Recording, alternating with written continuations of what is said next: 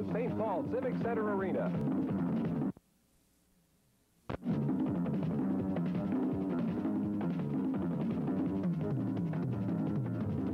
It's the 1982 Minnesota State High School Hockey Tournament pregame show.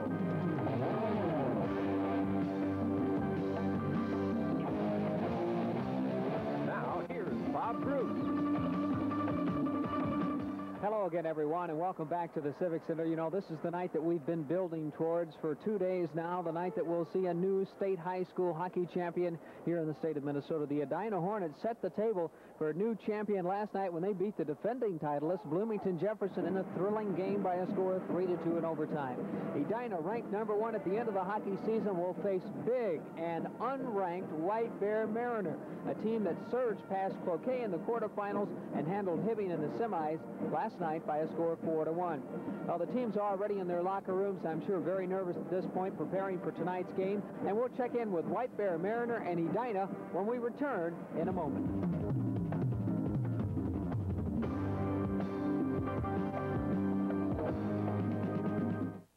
Take some advice from Dave Lennox. Talk to the heating and cooling specialists here, or call the professionals at this Lennox dealership. Do it early and save. This 1982 tournament, the teams, well, they'll be on the ice for pregame warm-ups in about 15 minutes.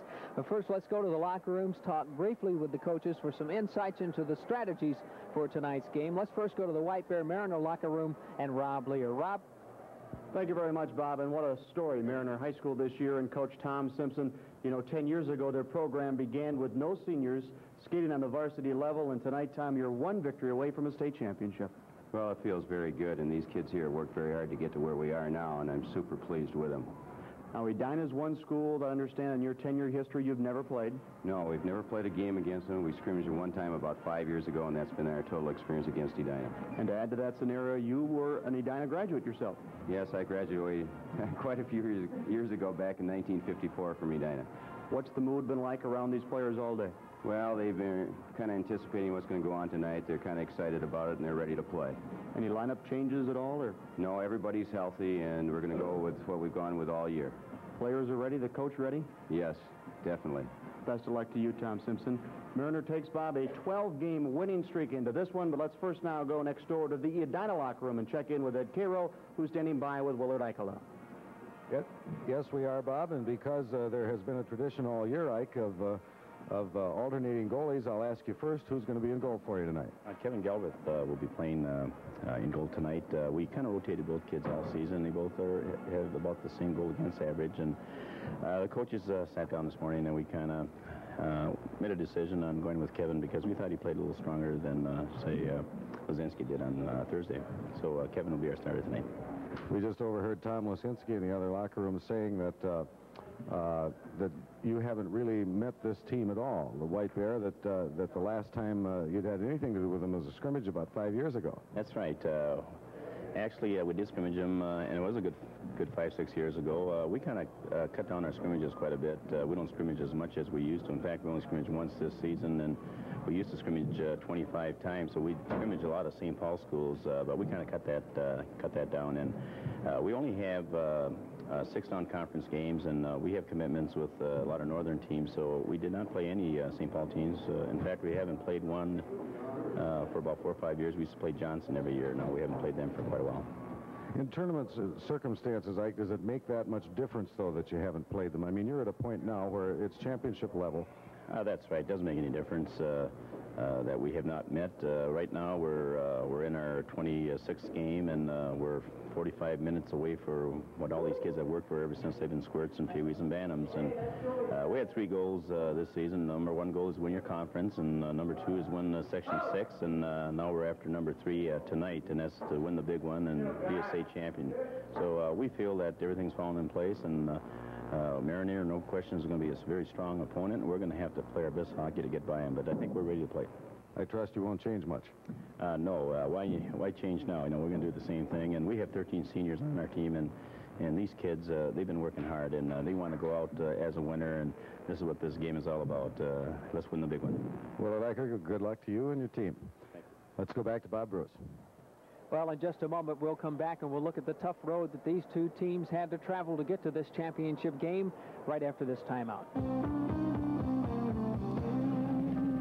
School hockey tournament is not an easy one. In fact, it is very difficult.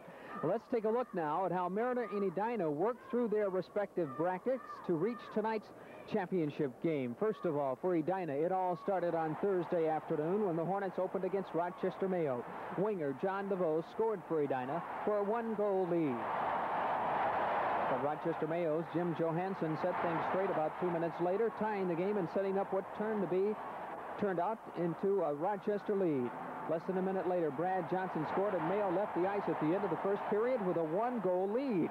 And before the second period was 2 minutes old, Hugh Smith scored for Mayo, and they led Edina by 2 goals. It looked like Mayo was going to claim a strong edge, but Edina started to inch its way back. First, Dave Maley scored to cut the Mayo lead to 1 goal.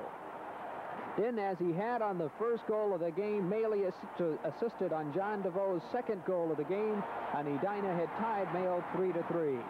Then the Hornets grabbed the lead when Mike DeVoe and Wally Chapman combined to give Dan Carroll the goal that put Edina in the lead 4-3. But Mayo didn't die easily. Before the period ended, the scrappy Rochester club tied the game at 4 on a goal by sophomore winger Jim Grasso.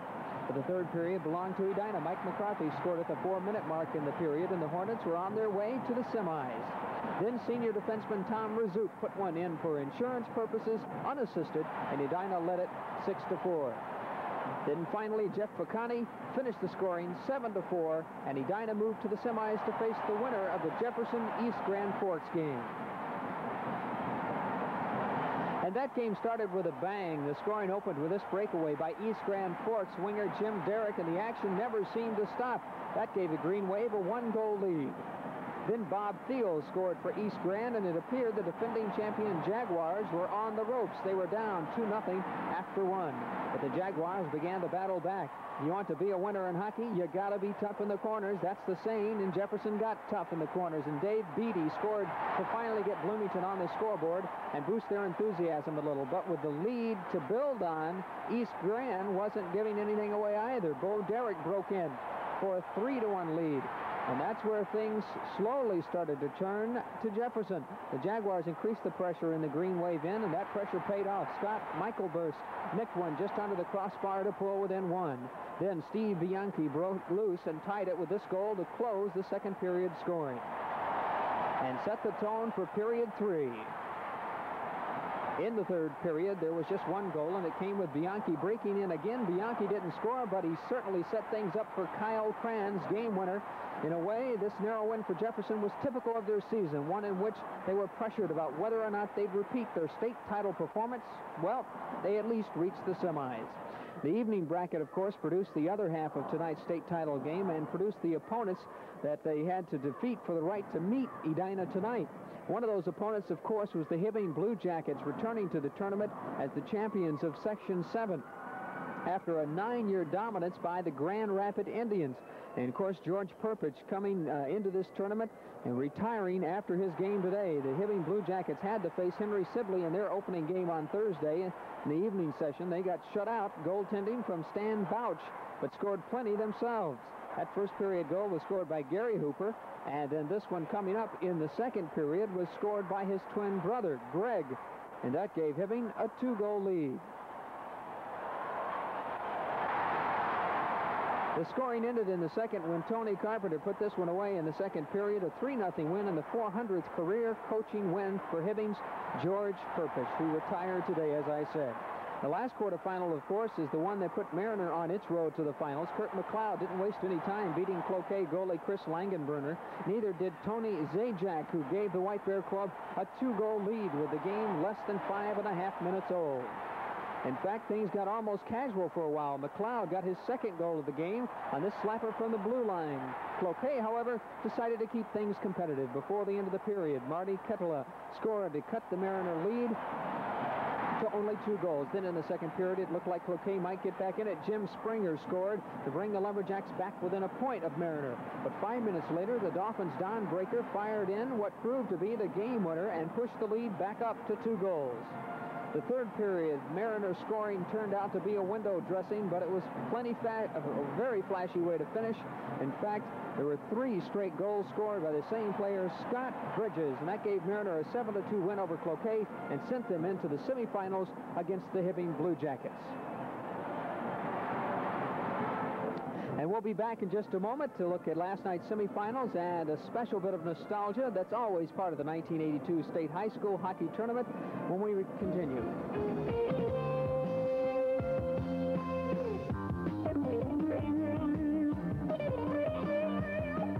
Set up last night's semifinal games. Those games produced less scoring, but they were definitely exciting. Jefferson, the defending champion, played Edina and gave no indication that they were ready to give up their title. The first period, a very tense one, was scoreless. But then in the second period, each team scored once. Junior winger Paul Roth of Edina scoring first 6 minutes into the second period to grab the first lead of the game. Halfway through the period, the Jaguars, Kyle Krantz again, tied it up, and the two teams battled end to end until the period was over, but neither scored again. It was tied at 1. Edina opened the third period as it had the second, scoring first. Again, it was Paul Ruff. Watch his second goal of the game, giving Edina a 1-goal lead. Then a dramatic goal to send the game into overtime. Scott Michaelburst taking the draw and the Edina in with 51 seconds left. Kyle Krantz was the trigger man, and we were in overtime.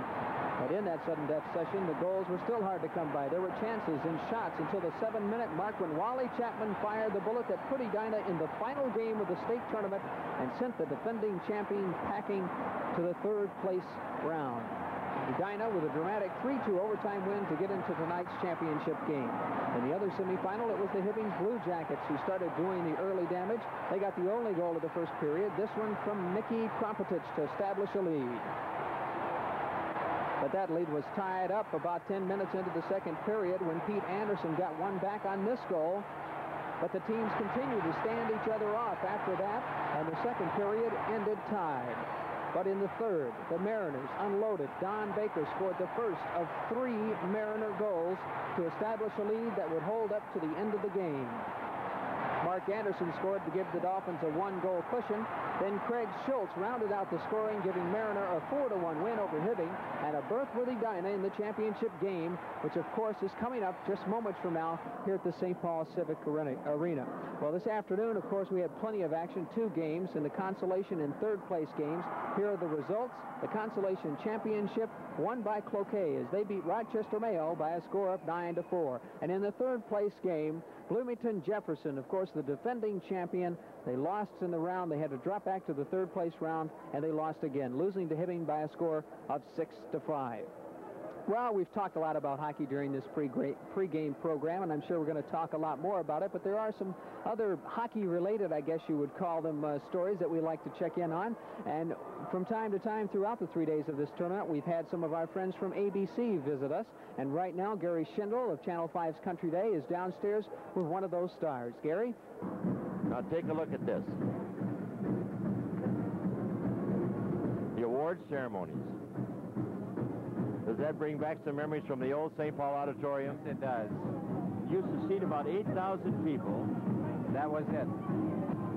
I think Evelyn's Golden Bears. Take a look at that. What do you think about that? super. Very good team.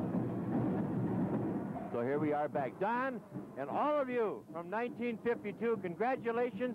Have a good time. We'll introduce you during the game, and we're going to roll it back to Bob Bruce now and go on with more of what happens tonight in this big championship game. Thank you, Bob. I can see down on the ice that Edina and White Bear Mariner, they are now on the ice, just about ready to start their pregame warm-ups. Of course, Edina will be in the light uniforms tonight if you're going to be watching the championship game in black and white. In the dark uniforms, of course, the Dolphins of White Bear Mariner. Just to give you an idea how successful this tournament has been once again this year. Earlier today, 14,185 attended the afternoon session. Thursday and Friday, a total of 69,268 people attended the hockey games. And, of course, we don't have the total for tonight's sellout crowd, but I'm sure it's going to be somewhere up around 17,000 or so. So we should be up around the 100,000 mark when it comes to how many fans came through the gates as far as this year's hockey tournament. Now, to run down a few other things for you, we mentioned the consolation series and, of course, also the third-place game. Once again, looking at Edina and how they got here, Edina, of course, on Thursday afternoon beat Rochester Mayo by a score of 7-4, and then Edina beat Jefferson in overtime 3-2, and, of course, White Bear Mariner beat Cloquet 7-2, and then Hibbing by a score of 4-1. Something to look for tonight? Well, we've talked about so often the fact that White Bear Mariner is a very big and physical team, but when you look at Edina, they're just as big and just as physical. The only difference is, I think, is that White Bear Mariner tends to use the body more. They hit just a little bit more than Edina. Edina likes to skate a little more. So we'll have a little bit of a contrasting styles when we get into the game. Edina, lots of tournament experience from the coach on down through the players. As far as White Bear Mariner, well, they haven't been here before. They're here for the first time, and they're new. They're excited about it. We'll have to see if some of the tremendous pressure, and believe me, if you're 16, 17, 18 years old in this game in front of 16, 17,000 people, there's a lot of pressure. So we'll see what happens. The championship game coming up. Stay with us as the 1982 Minnesota State High School Hockey Tournament continues with tonight's championship game between Edina and Mariner.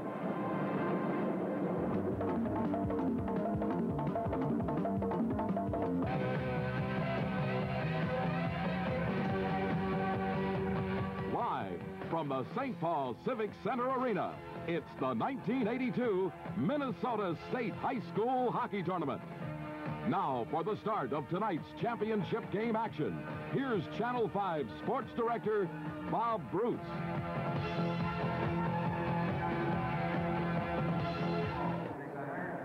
It's high school championship hockey time in Minnesota, the 1982 Minnesota State High School Hockey Championship to be decided tonight here at the St. Paul Civic Center between White Bear Mariner and Edina High School. Hello again, everyone. I'm Bob Bruce, and working the game with me tonight, among others downstairs who'll be helping us out up here in the booth, our expert, of course, for the Minnesota North Stars, General Manager Lou Nanny. Lou, it's going to be a great game tonight, and, of course, following the play-by-play, none other than the great voice of the Minnesota North Stars, and that is Al Shaver. We're just about ready for the starting lineups. Let's go down to the ice, and we'll introduce to you the two teams that will decide this year's championship, White Bear Mariner and Edina. And we'll be back in just a moment. This is the 1982 Minnesota State High School Hockey Tournament.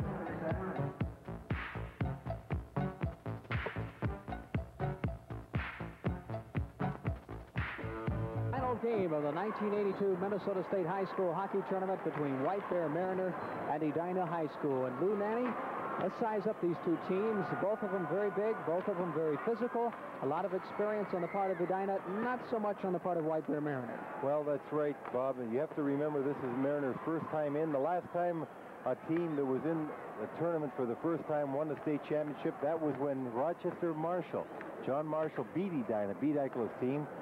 Coach Tom Simpson also played at Edina.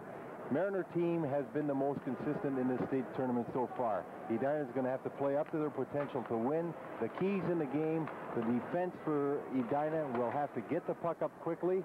The center ice for Edina, their strong point's going to have to play better than they can, than they have been, and they can play better than they have been. And for Mariner, the wings are going to have to be as consistent as they have been, using the body as effectively as they have been.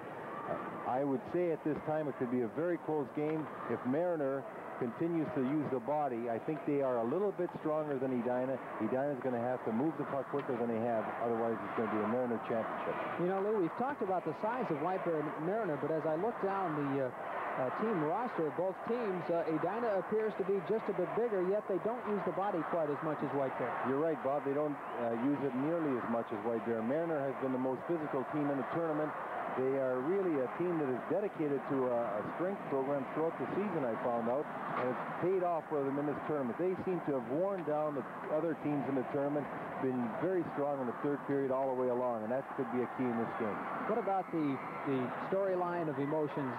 Final championship game for a lot of these fellas. This will be perhaps their final hockey game of their career. They're playing in front of 16,000, 17,000 folks here at the Civic Center. Well, both clubs are going to feel the pressure. You have to realize that each of them know that this is the last opportunity for a senior to get in this tournament, and you have to know that it's a one-game tournament. Anything can happen, but they are on equal footing there. I think it's going to be the most consistent team that's going to win this.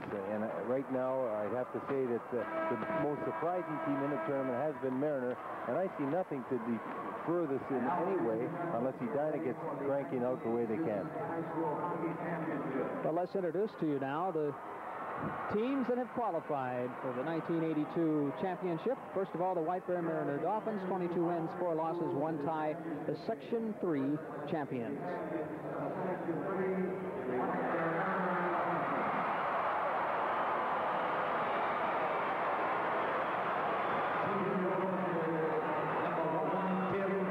First of all, number 1, Tim Borer, a goalie, 5'10", 150 pounds, a senior.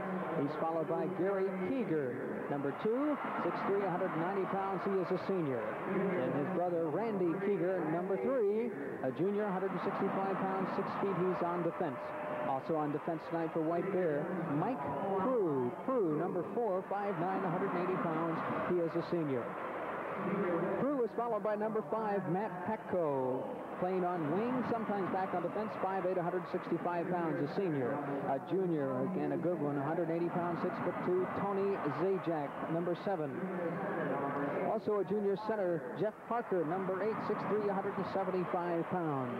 And another great player, number 9, Kurt McLeod. Watch for him tonight, 6'1", 190 pounds, he's a senior. He's followed by number 10 on the wing, 6'1", 185 pounds, a senior. Scott Bridges had a pure hat trick the other night, number 11 on defense, 6'1", 165 pounds, a senior. Gary McAlco, number 12 on the wing, 6'1", 175 pounds, a senior. Followed by on the wing, a senior, 6 feet, 175 pounds, number 13, Bucky Holton. And number 14, Craig Schultz, 5'10", 170 pounds, he is a senior. John Gorowski, number 15, the center, sometimes back on the wing, 5'7", 150 pounds, he is a senior. A junior, Bruce Fishback, number 16, center, 6 feet, 175 pounds. Next up, a sophomore, 6'1", 165 pounds, on the wing, Mark Anderson, number 17, followed by Pete Anderson, number 18, also a senior. And rounding out the team roster, Brad Sperling, the goalie, number 30, 6'1", 175 pounds, a senior. White Bear Mariner with an enrollment of 1,242, and the head coach, Tom Simpson.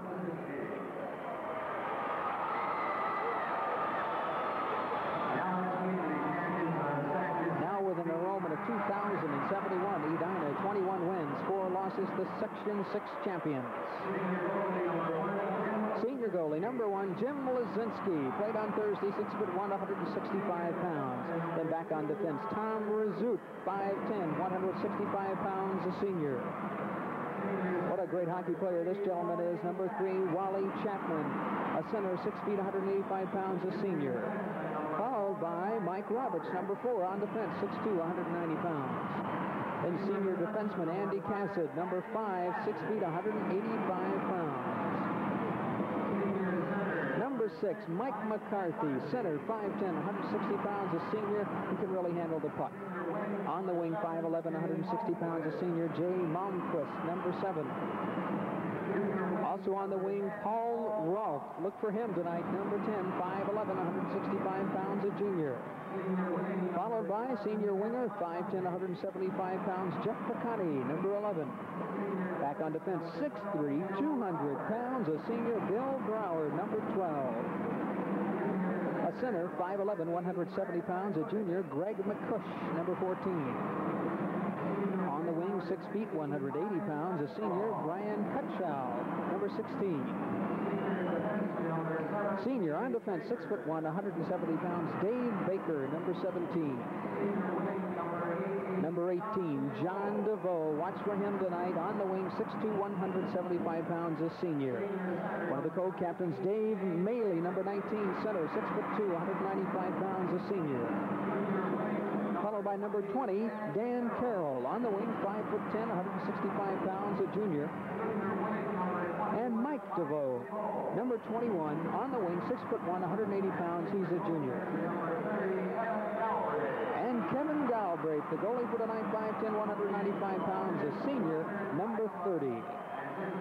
And of course, the head coach of Edina, Willard Eichela.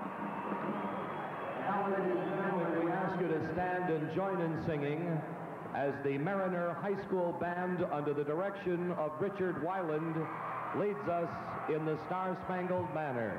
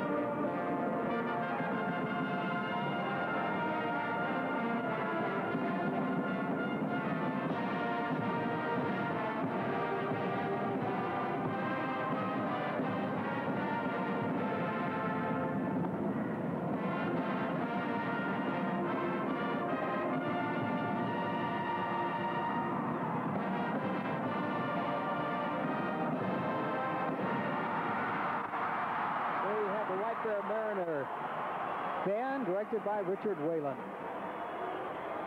Referees for tonight's final game, Donald Ross and Carson Hedlund.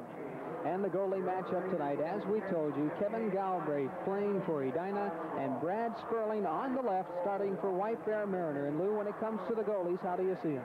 Well, Kevin Galbraith came up with an excellent game last night. I'm not surprised that he's being used tonight. Sperling wasn't tested as much as Bohr yesterday. I'm a little surprised that they came back with Sperling, except when you look at the record, Bohr had only played 2 games going into yesterday's game. So you've got to go with what you know best, and they know Sperling best. And tonight, I'd have to say the goaltenders are pretty equal coming into this game. The players have to be tight, a little bit tense. Will we probably see a bit of a building tempo in this game? Start out tight, slowly loosen up towards the end of the first period, and then sort of let things go. I'm going to be surprised if we don't see a lot of heavy hitting early. I think that's the easiest way to get the butterflies out of your stomach. That's the way you relieve some of your emotion. And I expect that Mariner knows that's what they have to do to win. Well, we're ready for the first period of the 1982 championship game between Edina and White Bear Mariner. And to call the play-by-play for you, the voice of the Minnesota North Stars, Al Shaver. Thank you, Bobby. And first, I'd like to offer my congratulations to George Perpich of Hibbing, today voted Coach of the Year by the Minnesota Hockey Coaches Association at their annual meeting. A very deserving honor, George. And best of luck on your retirement from the game. I know you're going to miss it. Play underway, and Edina firing it in. Prue coming back to the left of his goal. Back of the net now, clearing to the right side. And along the near boards, Mainley pokes it loose, trying to work it in front, but it's broken up by Gary Keeger. The puck back in the corner and frozen for a stoppage in a face-off. Face-off will come to the right of goaltender Brad Sperling. Against Parker again. Mealy getting the puck, then falling, and the puck winds up in the left corner. John DeVoe falling as he goes after it, runs into Prue, lands on the puck. That stops play for another face-off. There's a break in the action with the score Edina nothing and White Bear Lake nothing. The Minnesota State Hockey Tournament is brought to you by your nearby Northland Ford dealer. Stop in and see his class of 82, EXP Escort Mustang and the new Mustang GT. Edina forechecking very quickly, 2 men getting in on the puck, and they're going to have 2 men on that strong Mariner defense. And if Edina's able to do that, they're going to be effective in the Mariner zone. Edina's got quickness, probably more quickness, I think, than Mariner has, and that's the one asset they're going to have to use tonight. Fishback taking the face-off against Chapman. Back to the blue line. Baker's shot right on, and it's gloved and held by Sperling. And we'll have another draw in the Mariner zone, this time to Sperling's right. Sperling forcing 3 face-offs there. The goaltender that can less afford the face-offs are going to be the ones that know their centermen aren't very good. And you got to make sure you don't have too many draws in your zone. Back to Baker. His shot deflects, picked up on the left side now, and it's brought out to center ice. This is Gorowski putting it into the zone, and picked off now by Chapman, starting back for the Hornets. And lost it as he tried to drag it from behind at the blue line. The puck comes loose at center, and it's driven into the zone by Tom Razut. Brought back of the goal by Bridges. Shakes off a check from Mike DeVoe, and now it's picked off by Chapman at the far side. He's forced back of the goal, comes to the near corner, feeds the point. This is Baker firing, and that's deflected rink wide as it went off a defender, and coming back for it now, Randy Keeger lost his balance, but keeps the puck and starts out on the left side. Randy Keeger at center ice, firing at the length of the ice, and Galbraith directs it away to his right. Razut back for the puck. He's checked, lost his balance, and goes down to the ice along with one of the White Bear Mariner players, Gorowski. There's a break in the action, and the score is White Bear Mariner nothing, Edina nothing. Titan Hockey Sticks and these fine dealers are proud to help bring you the Minnesota State High School Hockey Tournament. Titan, the hockey stick of Titans. From the face-off between Zajac and McCarthy, the puck comes rink wide in the Edina zone to the left. And now McLeod giving it to Zajac, a shot, and it just went wide to the right. Here's Holden firing, and that hit the right side of the goal. Puck back in the corner, clearing the tent, Cassidell, and it's out to center. McCarthy plays it by Prue, picks it up, puts in the slot. McCarthy moving in, he's pulled down. There's going to be a penalty, and McCarthy crashes on into the Mariner goal, along with McCarthy, and they took the goaltender down with them, Sperling, and we'll have a face-off to the right, and Prue will get the penalty. No, McLeod will get the penalty, I believe. McLeod. Kurt McLeod coming back checking on the play, pulled him down. Bacani eventually slid right into the net. And McLeod working hard. You see him right here in the lower part of the screen, number 9, and there's Bacani breaking in, and he just hauls him down at that point. Penalty called. Edina in the power play, first power play of the evening for either team. McCarthy and Fishback taking the face-off now. The puck comes off to the boards to the left point, held in. This is John DeVoe. John DeVoe moving into the right circle, firing, and that is blocked by a defender, and Fishback clears the puck down the ice, and that'll send the Hornets back. Razout coming back to pick it up behind the net. Razout takes a look, slides a pass to the left. The Hornets coming out on the power play now with a quick wide pass. Maley, a long shot, and Chapman's shot was blocked just inside the blue line. Maley fires, and he's wide to the left. Now Cutshell in the far corner, feeding the right point. Razout puts it back in the circle. Fed to the left corner now by Chapman. This is Cutshell trying to get away from Prue. Bank pass back to the right point. Razout setting up, doesn't shoot. Now to Chapman, who does. It's blocked by Prue. On the far side, held in by Razout to Cutshell, and his pass got by Chapman, but a nice diving save at the point. Held it in momentarily by Razout, but now it's cleared. Maley over to Razout at his own blue line. Ahead to Chapman. Over the Mariner line. Chapman coming to the right circle, dropping a pass, and it's picked off and cleared down the ice by Don Baker. 50 seconds remaining in the penalty on McLeod. Edina on the power play, broken up at center. This is Parker coming back in. Into the right circle, and a centering pass goes rink wide to the left. It's brought back out to center and then dumped in again. They could have a delayed offside, but Maley gets out of the zone, so they wave the offside. Then the play broken up in the neutral zone. Now Razout feeds the left side, broken up by Parker. From the blue line, a shot. And off the pads of Galbraith, landing to his left. Razout over skates, turns to get it as he's checked by Parker, feeds to the right. It's relayed to the blue line. McCarthy dragging it from behind as he comes down to the Mariner line. Forced wide by Prue, but we have a whistle, and we're getting an offside call, a face-off outside the blue line. There's a break in the action, and the score, Edina nothing, and White Bear Mariner nothing. Only private ownership. 5 seconds left in the penalty on McLeod, and we have another offside called against Edina. Mariner has one thing in their favor whenever they're killing the penalty. They've got big defensemen that are willing to block shots, and the Keeger twins are falling, blocking shots, not letting anything get through. They were very effective keeping Edina on the outside. No pucks got through to the goaltender. On the face-off, the puck in the center zone now. It's shot in by Brower to the left of the goal. Randy Keeger in the corner.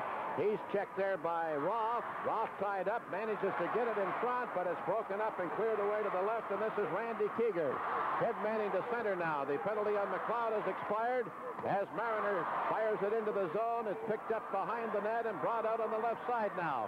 On the attack, Brower swings by one man, comes over the line, but the man on his left, Bacanti, is in too early and is offside.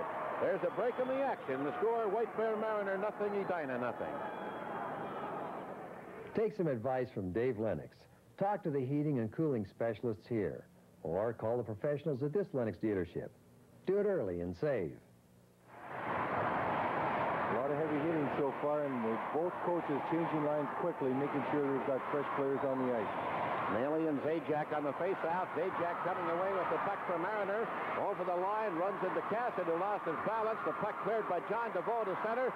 Relayed ahead now from Cutshell to Maley. Maley moving in, and he couldn't work it around the man to get in front. It goes to the corner off a skate. McLeod failed to get out. Puck loose in the right circle. Pass picked off. Here's Cutshell firing. And it's off the blocking pad and up the slot, and now cleared away to center ice. Batted down in the neutral zone.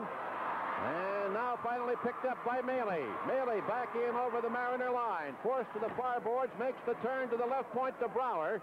Couldn't see the net, dumps it to the right corner. It slides around behind.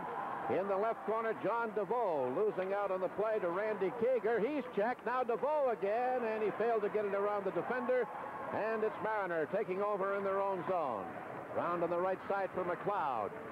He overpasses Zajac. Razout picking it up at his blue line, giving it to Baker. Baker feeding it out to center ice now, and finally it's picked up Chapman on the far side, tied up as he comes over the line, gets free, puts it down in the corner, chases it, checked by Randy Keeger. The puck loose behind the net, poked into the right corner now. Keeger goes down, Zajac clears to the line, Baker holding it in against one man, McLeod plays it around on the boards to the left corner, and this is Mike DeVoe. Back to the point, here's Baker. To the right point now, Rezout takes the shot, right on, rebound, loose puck, and it's cleared away to the left as it got away from Sperling. And the whistle had gone apparently as the referee lost sight of the puck, and we'll have a face-off. With 9:09 remaining, there's a break in the action, and the score, White Bear Mariner nothing, Edina nothing. The Minnesota State Hockey Tournament is brought to you by your nearby Northland Ford dealer, who invites the class of '82 to stop by and test drive the sporty new EXP. Mark Anderson failing to clear. Mike DeVoe centering attempt hits a skate. It's brought back of the goal and fed to the right side for Baker. Baker at center. Backhanding it down the ice to the Edina zone to the right. This is Mark Anderson taken out by Rezout. Baker now to the left of the goal. Tied up. He's tied up there by Dave Baker. And we've got two Bakers in this game. Don Baker for Mariner and Dave for Edina. We'll have a face-off to the left of the Edina goal. Coach Tom Simpson getting his players a little fired up. As we saw in that occasion, Wally Chapman back in deep helping out the Baker defenseman for Edina. That's something Edina's going to have to do. Get a second man in there to help out with those big physical forwards of Mariner. Face off to the left of Galbraith.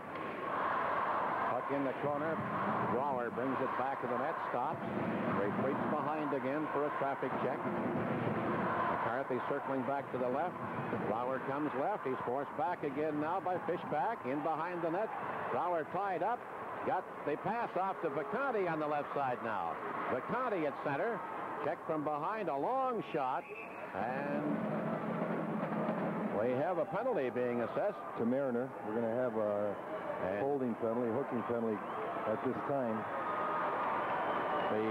Imposed at 6:39 against Fishback. Fishback was deep behind the net, and he was the fellow hooking Brower behind the net. You'll see him right here as Brower makes an inside move trying to get away from him.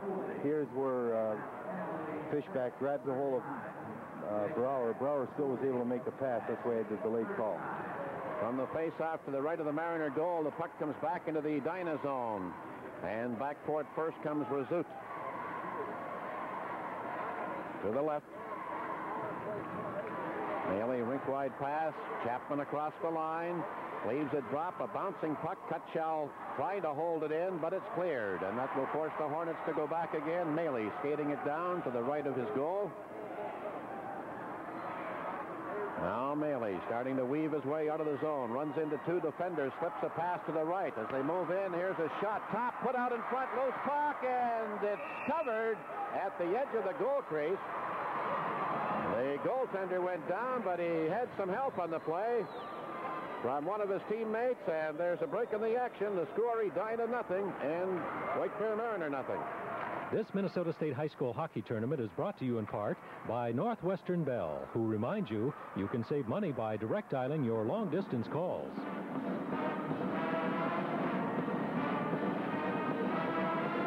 1:05 remaining in the penalty time. Puck stolen. Here's a shot by Anderson that hit a leg. It comes back of the net. Pete Anderson trying to control the puck, and now he's jammed and held against the boards for a stoppage. And this will force a face-off to the right of Galbraith. Even though Edina's had the majority of the play for the first 7.5 minutes or so, the one thing they're not doing well enough yet is moving that puck up quickly. You saw it right there, especially when you're killing the penalty. Mariner likes to be aggressive and get in deep and force you to pass the puck. Edina's not passing. They're trying to beat that man, and they're getting face-offs in their own zone. From the face-off with 54 seconds left in the penalty, the Hornets come out on the attack. No score. Edina moving in with McCarthy to the left corner. Stopping. Starting back toward the line. A drop pass. Only one man back at the point, and the pass comes back there. Now it's fed by Cassid to the circle. Now back out to the left point to Brower. Over to Cassid at the right point. On to the left side at the edge of the circle. Back in front. Brower steers it. It's in the net. Brower steered it to the side of the goal, and then it was tapped in from the left side. And it's 1-0 for the Edina Hornets. And it looks like that'll be Carroll who will get credit for the goal. Brower breaking in towards the net caused a little confusion right here. That's Carroll on the side, and he deflected it. The pass was intended for Brower. He broke from his defensive position right down the middle. That's him 12. And as he was coming through, the defenseman took his eye off Carroll. Carroll came in from the side, deflected that puck up and over Sperling. Here's the pass to Brower. It goes off his stick right ahead to Carroll. Carroll didn't even stop, but just changed directions of it, and the puck was put in the net over Sperling. That's Billy Brower, defenseman who initiated that goal for Edina. 8:13, the time of Carroll's goal, assisted by both Brower and McCarthy. And it's a power play goal. The puck back in the Edina zone, and this is McCarthy picking up a pass at the blue line. Playing it by Prue, but now it's broken up, and Prue clears it out with it being shot back in, trapping McCarthy on the offside. We'll have a face-off out in the neutral zone. That's Dan Carroll that scored the goal right beside the net. He was down deep, right beside Sperling. The defenseman took his eye off him. He had to take Brower. Brower didn't control the pass. He knocked it ahead. Carroll very sharply on the side of the net, deflecting it by Sperling. Baker knocking the puck into the Edina zone. Rezout rounding his net, coming to the left. His pass is blocked there by Fishback, and now Rezout poking it out to center. Here's Maley in over the White Bear line. His shot goes into the corner off a skate. Cutshall playing it around behind the net. Mark Anderson tied up by John DeVoe. Anderson still trying to play the puck, but now they whistle it down, and we'll have a face-off to the left of Sperling. There's a break in the action with the score Edina 1 and White Bear Mariner nothing. The Minnesota State High School Hockey Tournament is brought to you in part by Micron Skates and these fine dealers. Stop in and see what makes Micron great. Picked up by Randy Keeger to the left of Sperling. Comes back to the net. Headman's on the right side. Baker chops it down with his stick, and now a long pass will go the length of the ice, and it is called for icing. 5:47 left to play in the first period. At this point of the game, Edina forwards doing the best job they've done all tournament of forcing the play in the Mariner zone. They're always in position to forecheck. They've got two men on the puck. They're making Mariner hurry their passes. Mariner are a little flat-footed in their own zone. They've got to have some speed because they don't have as much quickness as Edina, so they should be in motion a little bit more in order to get a jump and get out of their zone, or they're going to have more trouble. The Edina goal was their first power play goal in 3 games in the tournament. They are now 1 for 5 on the power play in the 3 games. Mariner has an excellent power play. They've got 4 goals in 9 power play attempts thus far, and they're still to get their first power play opportunity tonight. Face off to the right between Maley and Parker. The puck coming to the near boards. Maley dropping back to Cutshall. Long pass, quick save, and it's cleared past John DeVoe to the far side. Maley in the right circle, a shot, and turned aside to the left. And picked up now by Prue. Plays it around behind the net. This is Schultz coming back. Checked by Cutshall. It's played back of the net to Prue. Now to the left side. Anderson relays it to the point, but it's held in. And now broken up in the slot as Maley got turned around and fell. And back come the Mariner Dolphins. In over the line for Parker. He's taken out. A centering pass by Gary Keeger. Picked off by Maley. Feeding out on the right side for DeVoe now. Over the line. John DeVoe working his way in front. And down he goes as he's tied up by Prue. And the goaltender Sperling slides to the left edge of the crease to cover the loose puck. John DeVoe, one of the fastest skaters on the Edina team. He's got an inside move that he uses quite a bit. He comes on the wing, and you'll see him here try to cut to the inside. Mariner could have been watching him. He's been doing this for a couple of days. Occasionally, he should fake to the inside, go to the outside, because he's got some great speed, and he can beat some of those defensemen. From the face-off back to the right point. This is Cassett firing it around behind the net. Carroll in the right corner. Checked, and the loose puck is picked up. And fed out to center ice now. It comes into the Edina zone on Bridges' long pass. Chased by Zajac to the left of the Edina goaltender, but the Hornets get possession. They're leading it 1-0. Chapman with a nice move. Gets by one check at the blue line from McLeod. It's shot into the zone. Winding up in the left corner. Here's Chapman getting it. Back to Brower. Brower going to his right. Ran into a check and got felled as he was knocked down on the play by Holden. Bucky Holden knocking him down. Now Zajac coming back with the puck. Holden on his left, McLeod on the right. This is Zajac over the line. Taken out by Cassett. And now Chapman tried to come back with the puck, but it's broken up in the neutral zone by Holton. This is Zajac trying to come in. Poke checked away from him. It's dumped to center by Chapman. Now Zajac picking it off. He failed to get anywhere with it. And it's shot down the ice by Carroll. 3:50 remaining in the first period. It's 1-0 Edina. On the far side, here comes Bridges. Had a hat trick in his last game in the tournament. Trying to get around Razut, puts it in front, and it goes by everybody to the near boards, and it's cleared off the wall now and out to center ice by McCarthy. Now fired back into the zone. Baker coming back for it, chased by Fishback, who broke it up behind the net, and now Baker gets it back again. Passes on the left side. A relay attempt by Bacardi is held in. It's shot back of the net. Now on the right side, it comes off the boards to center for McCarthy. To his left, Bacardi. Right circle a shot. The save made by Sperling. Bacardi fell as he got it in front. Sperling knocking it in behind. It comes right back up the slot. Razut sidesteps one check, fires a shot. Oh, and a great save by Sperling. Got the glove on the shot. Headed for a spot just inside the right post. What a save that was, and what a play by Razut. He got the puck in his backhand. He was almost going to be checked. He made a great inside move to get by the defender right here, and he still got a quick shot away, and Sperling had to make the save and had to cover up because he had an Edina Hornet right on his doorstep. We now pause 5 seconds for station identification. This is the 1982 State High School Hockey Tournament. KSTP-TV, St. Paul, Minneapolis, Channel 5. Parker firing the puck into the Edina zone now. To the right of the goal, Parker tried to put it in front, but it hit a skate.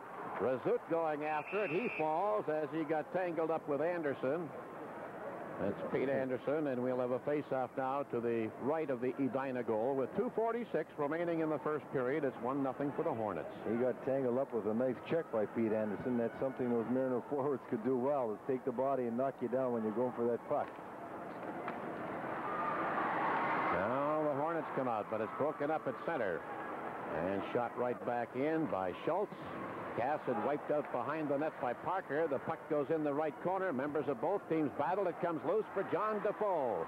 John Defoe down the right side with Cutshall breaking in from the slot. Here's a shot off the glove of the goaltender from the near side. Brower takes a check along the boards. Again, Pete Anderson rattling him. It's back of the net. Cleared around to the left side, and Pete Anderson has it there. Pete Anderson at center, firing it rink wide into the zone. Schultz after it from the circle. He puts it in front. It goes rink wide.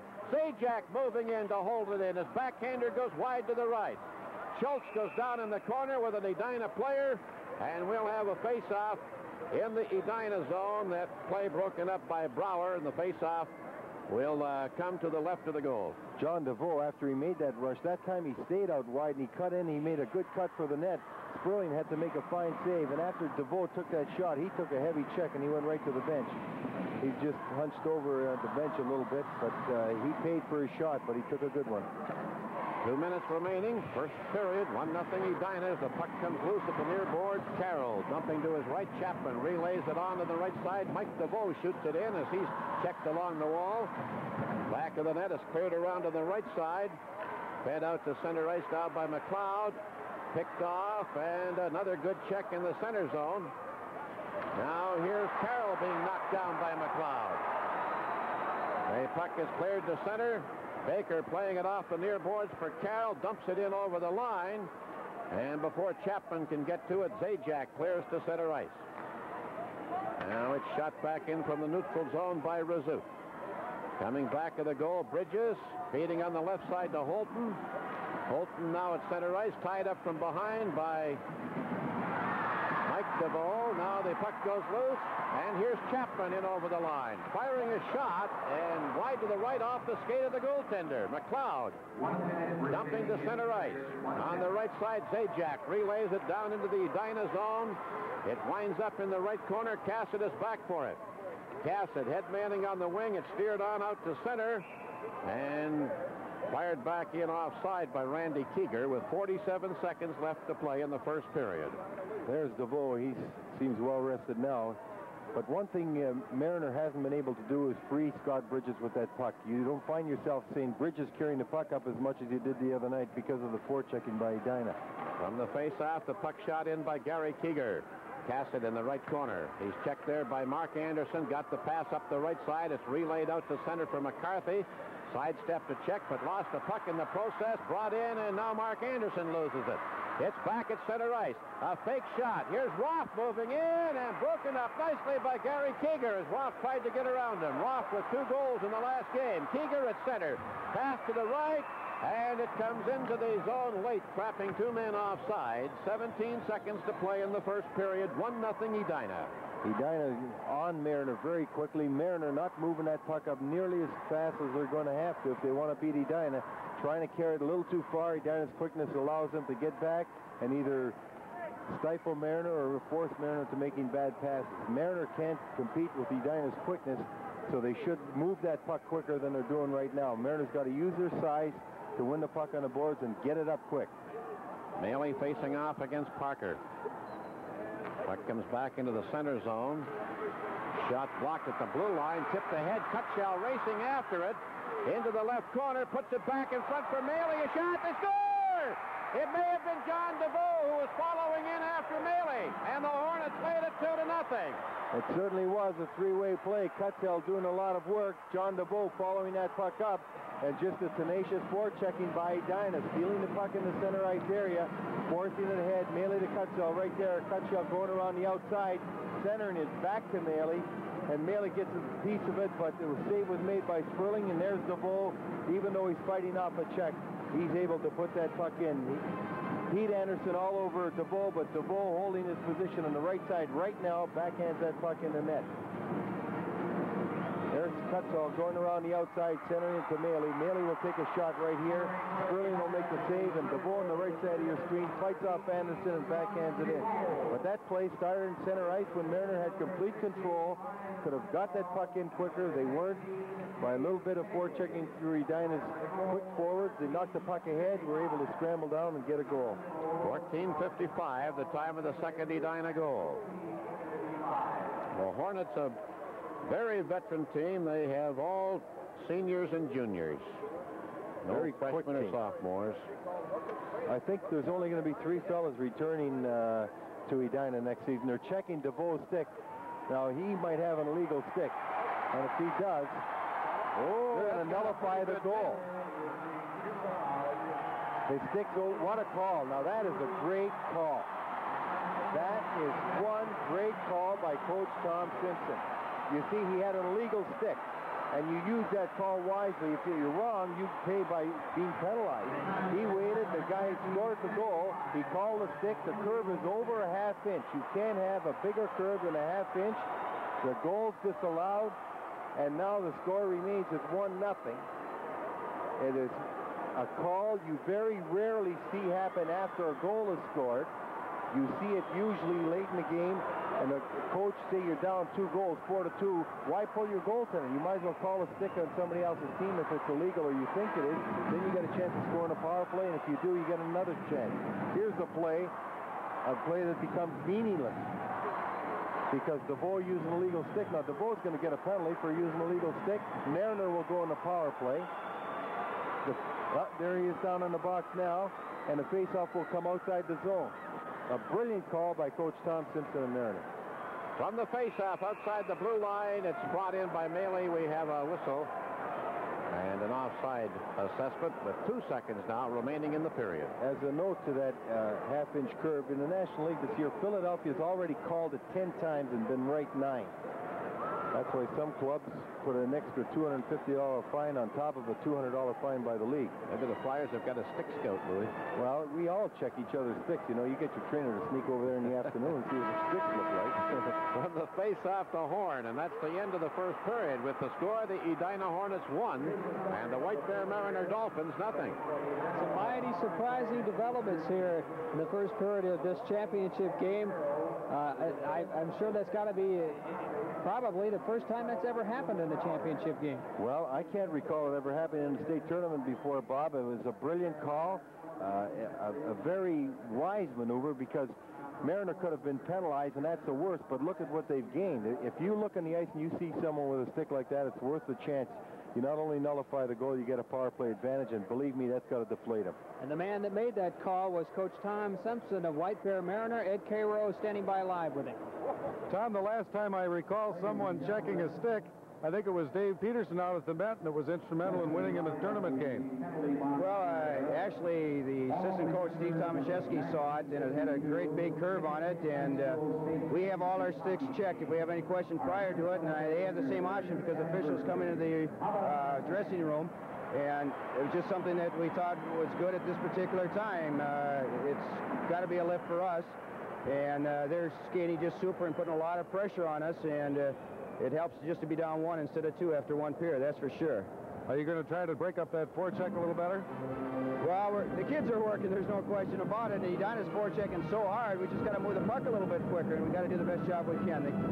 I can't ask the kids to do any more than they're doing. They're working hard. Thank you, Tom. Thank you. Let's go back to you, Bob. That's the end of the first period with the score. Edina 1, White Bear Mariner nothing.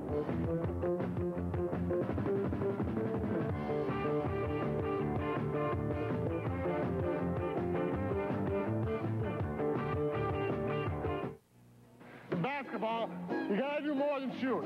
Same with interest-bearing checking and TCF pass card checking. At 8:13 of the first period, let's pick up the action now. Power play opportunity. Brower sets it up. Number 20, Dan Carroll scores. Well, Mike McCarthy on the right side fed that puck through to Brower, who was breaking down the middle from his defensive position on a power play. Here's the pass. It doesn't hit him perfectly. He just deflected ahead to Carroll standing beside the net. He put it up and over Sperling. Then just before the end of the period, what will go down as the great illegal stick goal of the 1982 tournament. Strong forechecking by Cutzall, and he went around the outside, dropped it to Maley. Maley got a shot away right here. Sperling will make the save off number 19, Maley. But watch on the right side, DeVoe coming in, fighting off a check from Anderson, backhanding the puck into the net to get himself a penalty. It's incredible. It really is, but it's brilliant. It was a brilliant... That's one thing you've got to tell your players. This game is partly discipline. You got to be able to shoot the puck with a half-inch curve, and don't say you can't do it without. So the score right now, Edina 1, White Bear Mariner nothing. The exciting action of the 1982 Minnesota State High School Hockey Tournament will continue after these commercial messages. Night of the high school hockey tournament, we cannot let the championship game go by without the great Rob Lear Zamboni ride. Rob? Bob, we were hoping that we would be in the driver's controls once again on our Zamboni annual drive on this tournament, but we lost our license. It was something about going the wrong way on a one-way. Mike Nadeau, how did I lose my license?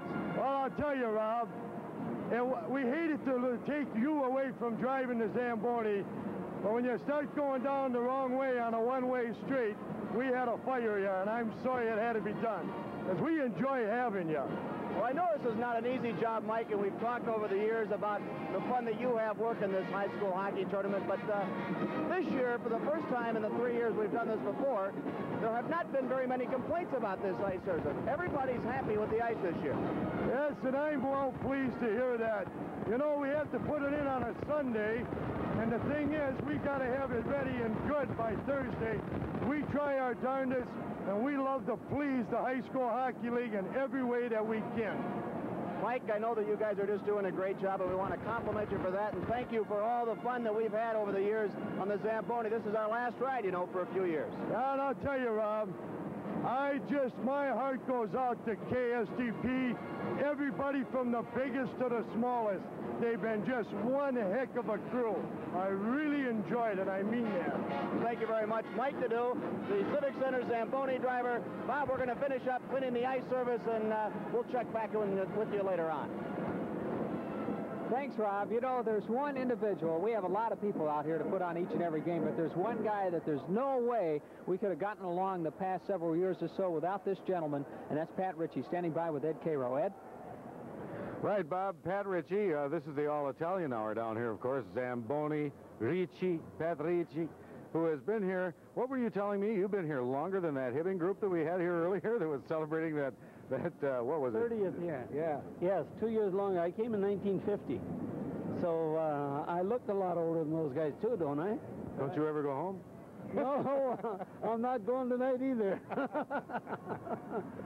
Dad, it's been a lot of fun. How do you stack this tournament up as compared with some others? Well, I'm surprised by Mariner, a fine team. I just think this is one of the greatest tournaments. We only had 2 games that were out of hand. I just think that, and also I got to thank you people from KSTP. I got to get this in because this has been 32 years, and it might be my last year, I guess. at least you people I heard aren't going to be here the next 3 years. And what a heck of a gang you got here. The people have been so nice to me. I feel like part of the family. So if you ever come back, don't forget me. Well, we can't forget you. You know, we have your birthday party down here every year. Pat, it's so great to have you with us every year. Bob, that's Pat. Back to you. I tell you, if you could see the many, many miles that Pat Ritchie runs around this arena over the past several years, it must be at least 100 because he's helped us out so much. Thanks a lot, Pat. This is the 1982 Minnesota State High School Hockey Tournament.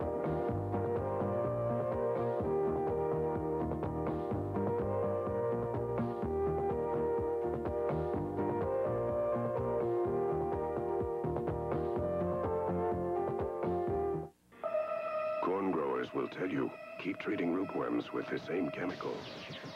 And one of these days, it may not stop them like it used to. But before you switch, you should know that Coulter, Diphenate, and Lorsban are all organophosphates, all in the same family. To hit rootworms with a different chemical, switch to Furadan. The only carbamate. Don't just switch brands, switch chemicals. Switch to Furadan from FMC.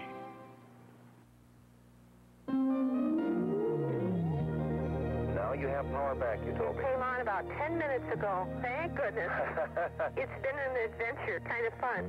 We had time to play games with the kids, and we sat by the kerosene lantern. And listen, I have to say thank you to CCO because immediately at 9:30 when the power went off, we got our portable radio. In the start of the second period between Edina and White Bear Mariner, Edina currently holding a 1-0 lead, but in a championship game, I'll tell you, there's a lot more action left to go on this one before it's over. Well, that's right, Bob, and Edina suffering a real severe penalty. John DeVoe caught with an illegal stick. In professional hockey, he'd have a minor penalty. In high school hockey, he gets a misconduct. So he's out for 10 minutes, and he's a big cog in that first line of Edina. He'll be sitting in the penalty box for the majority of this period. He won't be coming out until about 4 minutes to go in the period. And Mariner, if you look back at their track record through this tournament, they get stronger as the game goes on. The second and third periods have been their best. Edina very impressive in that first period, the most impressive we've seen them during this tournament, showing their quickness, showing their ability to move that puck, and they're going to have to do that against an oncoming Mariner team. I think you mentioned a key thing there, the fact that in each and every game in this tournament, White Bear Mariner has sort of started slow, and in the second period they pick up the pace a little bit, and then in the third period they start to blow the other team out. I'm not sure if they pick up the pace or they just wear the other team down by hitting them so much and it being so physical. It has a telling effect on the opposition, but this is something Edina should be able to withstand more than the other teams because they're bigger. Want to know something about White Bear Mariner? Each and every game, before every game they played in this tournament, their coach had them run about 3/4 of a mile underneath the Civic Center to warm up before they came on the ice for pregame warm-ups. So this is a team that's in excellent condition. Well, if they don't win the game, they'll win the 3/4 mile race. Do you suppose they had the measuring stick out in the Edina dressing room between periods? I would think they would, Al. I would if I were them. Pete Jackety was just telling me that when he was coaching at Washburn back a couple of years ago, they were in a playoff game against Irondale, and they had the same thing happen to them on a goal that was scored that would have given Washburn a 4-2 lead. It stayed at 3-2, and as a result, the momentum changed, and Irondale came back to win it 6-4. Well, that stick was broken, and their assistant, or their backup goalie had seen something flapping, and when they measured it, the width was too narrow. And there is a width, measurement on the stick also, so they've got to be alert. We're underway in the second period. It's 1-0 for the Edina Hornets as the puck is cleared out of the Edina zone. And now stolen away at the blue line off of Pete Anderson. This is Chapman with a high shot up off the glass. Puck caroms to the boards to the left of the goal. A centering pass by Mike DeVoe is picked off. It's cleared out rink wide to the right now. Brower breaking up the attack there by Schultz, and the puck is now fed to the right side. Cass had tried to poke it out, but it's held in by Pete Anderson. Now cleared to the left side, and chasing it there is Parker. Puck back in the corner. Parker putting it in front. It comes rink wide to the right side. Tipped ahead by Mike DeVoe, and now brought out to center by DeVoe. Chris crosses with Carroll. Comes over the blue line, drops a pass back for Chapman. But he was tied up by Parker, and Prue feeds along, rink wide pass to the right. Moving in now over the blue line comes Schultz. puts it back in front, and it's picked off, and here's Chapman down the right side for the Hornets. Into the left circle, backhand shot right on, and it's blocked and smothered by Sperling. There's a break in the action with the score. The Edina Hornets 1 and the White Bear Mariner Dolphins nothing. The Minnesota State Hockey Tournament is brought to you by your nearby Northland Ford dealer, who invites the class of '82 to come in and test drive the exciting new Mustang.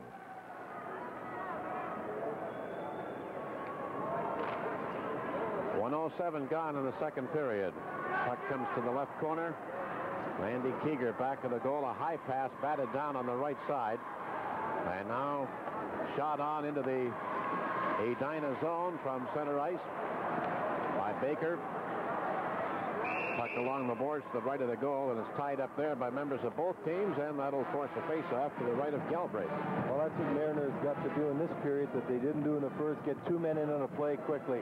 Edina's got a big defense. They've got a big team. They're going to need that second man in there to fish that puck out and catch Edina off guard in their own defensive zone.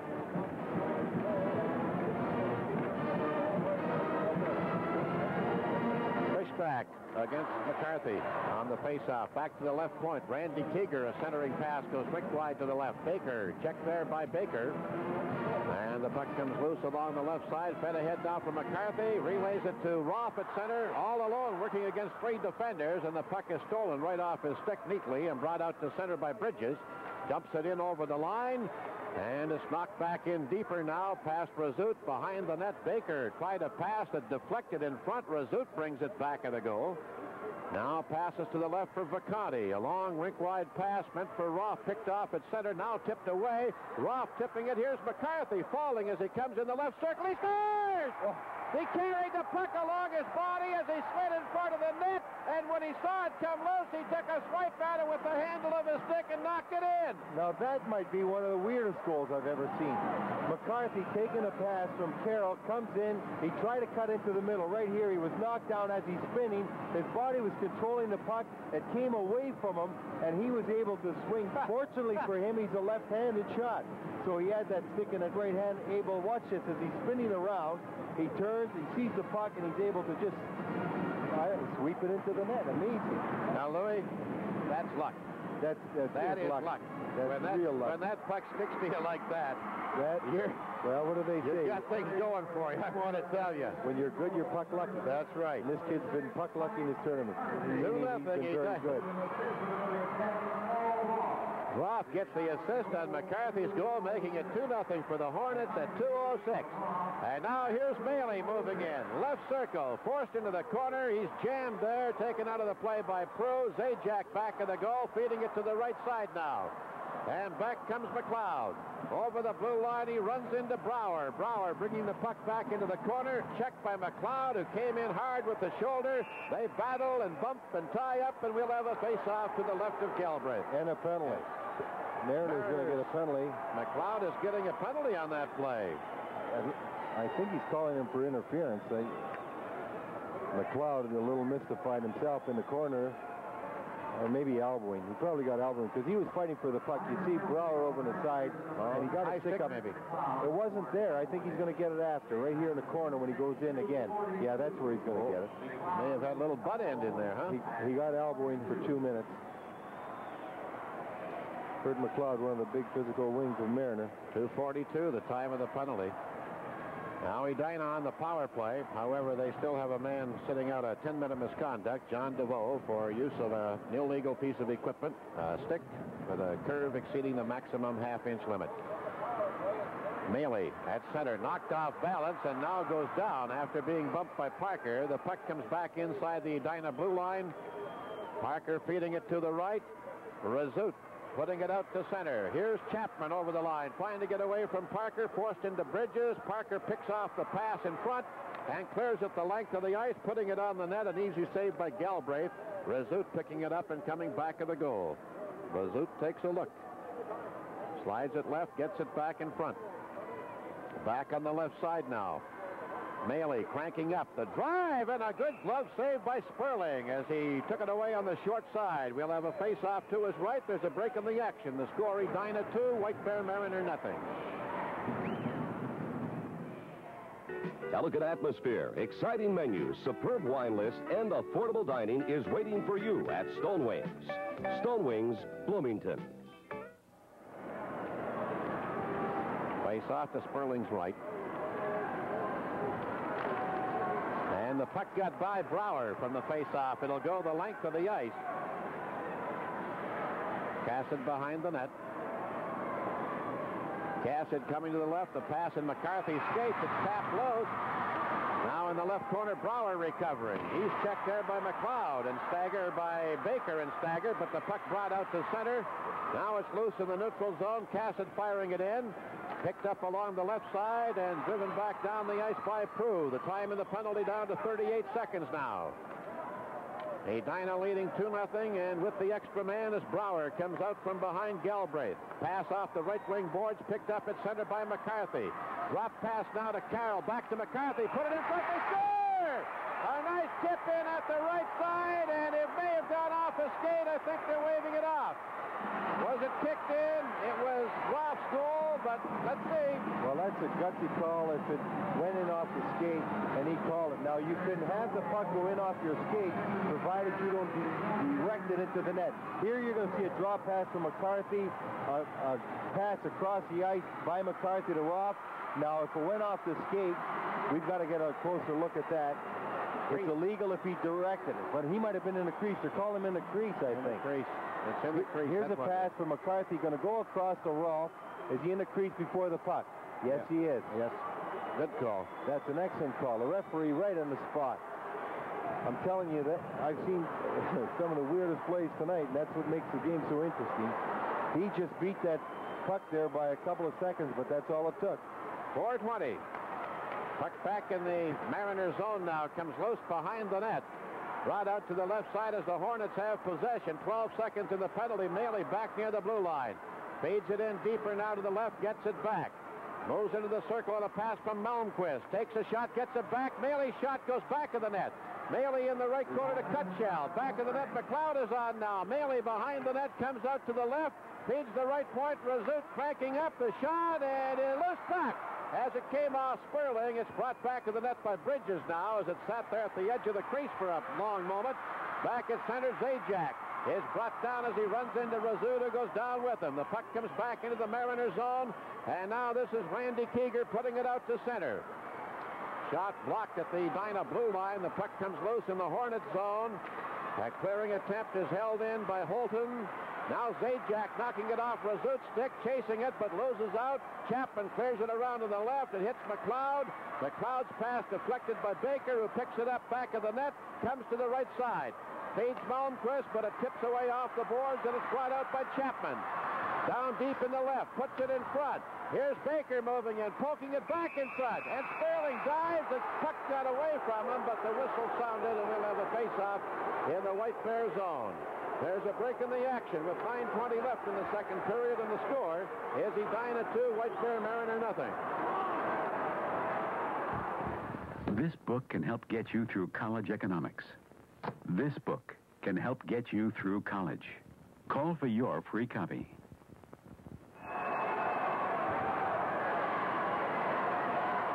DeVoe still sitting out his misconduct for the illegal stick. The puck comes back to the Mariner goal. It's cleared around to the left side. Cassidy from the point. A long screen shot through traffic, and Sperling saw it. Steered it to the right. Carroll feeding back to the line. Held in right on the line by Brower. His shot up the slot hit the traffic. Here's Carroll in the left corner, putting it in front, and it never reached Mike DeVoe. It's picked off, and it's brought back on the left side now. Anderson feeding it to the blue line, and Pete Anderson's pass picked off, and this is Chapman going down at the line as he's upended on a hip check by Keeger. This was Gary Keeger. Cassidy a shot from the right point, and Carroll steered it just wide to Sperling's right. On the far side, McCarthy holding it in, but now losing possession along the boards, and out come the Mariners. Loose puck at center. DeVoe firing it back in offside. And we have the delayed offside being called, and a face-off outside the blue line. There's a break in the action. The score, Edina 2, White Bear Mariner nothing. Motorcraft 10W40 Super Premium Motor Oil now just 69 cents with 5-quart purchase, and Motorcraft rebate at all Kmart stores. Motorcraft oil just 69 cents at Kmart. Lou, your North Star Stars are scoreless in the first period at St. Louis. Well, I told you, just give me the news after the game. I don't like to be worrying about that. They got that first place locked up. I know, but you get greedy. You want to win them all. All right. Here comes Mariner with a bank pass off the boards, broken up by Rezout before it got to the intended recipient on the play. Fishback. Now it's back into the Mariner zone. And out come the Dolphins. In over the blue line. Pass down into the left corner. Centering pass picked off in front. And now back comes Baker. In over the line. To the right corner. Forced wide by Fishback. Here's a centering pass. It's scored! A backhand shot as the puck came loose in front. And now the Hornets made it by 3-0. Well, it looked like a harmless play because the backhand pass was coming in front. The Mariner player had a chance to play it. It went off his stick right to Vacani. Vacani making a good move. Backhanded it in the net. You'll see the pass coming out. Look at that. Right there, Anderson had a chance to get it. It went off his stick. Vacani took it to his backhand and beat Sperling. Al, this has been the most dominating any team's been over Mariner in this tournament. This is Edina's finest effort in this tournament. They hadn't played nearly as well as they can. Mariner was dominant, but all through this period and even through the first period, Edina coming up with chances like this. They're only up 3, but they could have been farther ahead. But that one right there, not the best goal for Edina because the shot wasn't as good, but they've had so many good chances on Sperling. A 3-0 lead is very equitable to what the territorial play has been in this game. Baker getting the only assist. It looked like he was in a harmless position over in the corner, dumped it in front, and Vacanti stuffed it in on the backhand. And it's interesting that that line, McCarthy, Roth, and Vacanti, has scored all of the Edina goals tonight, supposedly the number 3 line. Well, all the way through, Al, the first 2 games we were talking about how they've been the most dominant, the Edina line. They're continuing right on.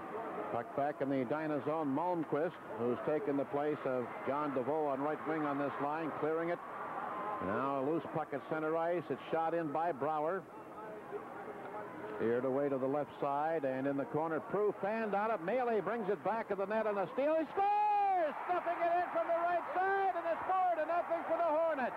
Well, Maley stole the puck. He went behind the net. And as Gary Keeger was coming to check him, he went to center it, and that puck deflected either off Keeger or Sperling from the right side of Sperling into the net. There's Maley. That should be an unassisted goal. Here he steals the puck. Watch him go around and try and center a pass. Now, as he does that, it seems to hit Keeger. It does. Right there, number 2, Gary Keeger. It hit him, deflected right off him, right into the net. A tough break for Mariner right there. Fine effort by Maley stealing the puck, and then as he tried to center a pass, resulted in a goal. We've seen some of the weirdest goals and most weird happenings of all tonight. 29 seconds apart. Brower will get an assist on Maley's goal. The 2 goals just 29 seconds apart. 4-0 Edina. In comes Chapman with a high shot that's gloved and held by Sperling. There's a break in the action. The score, Edina 4, White Bear Mariner 0. Maley of Brower at 7:45.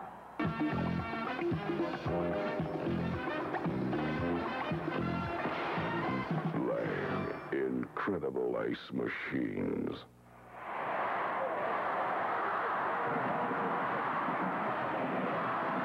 Face off to the left of Sperling.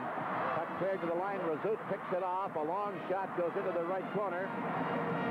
And up the right side by Keeger. Comes out to center now, and Zajac goes down at the blue line. Baker clearing it back to center. Gary Keeger driving it in off to the right of the goal. Centering attempt hits a skate and comes back into the neutral zone. Now the puck played back in by Mariner. Rezout coming back behind the net. Stopping. He's checked there behind the net by McLeod. Feeds a pass to the left side. Carroll shaking off Zajac's check. Now across to DeVoe, but it's broken up at center as DeVoe is taken down by Gary Keeger. Here's Zajac at the blue line gunning a shot. A pad saved by Galbraith, steering it away to the right corner. Now Chapman in possession. Sliding it off the boards on the left. It's relayed out by Carroll. And it's going the length of the ice. Coming back for it is Gary Keeger, and we have icing called with 6:10 left to play in this second period. There's a break in the action. The score is Edina 4 and White Bear Mariner 0. The Minnesota State Hockey Tournament is brought to you by your nearby Northland Ford dealer. He has the pickup of the 80s. Ranger, built tough like the big ones, saves on gas like the small ones. There's Bart Larson. Last year, the head coach of Edina West. This year, the assistant coach of Willard Eichler of the Edina team in the tournament. Fine hockey player at the University of North Dakota. Brower bringing it back at the Edina goal. Now clearing it away to the left side. Bacardi unable to get out. Brower picking it up again. Comes back at Galbraith to Roth on the near side. Now out to center. It got by McCarthy. And Mariner did not wait long enough for Pete Anderson to clear the zone. The puck is brought in offside by Bridges. We'll have a face-off outside the blue line. Well, North Stars leading the Blues 1-0 after one. Dino got it, 52. Trying to tie my career record. In one night? No, one season, please, Al.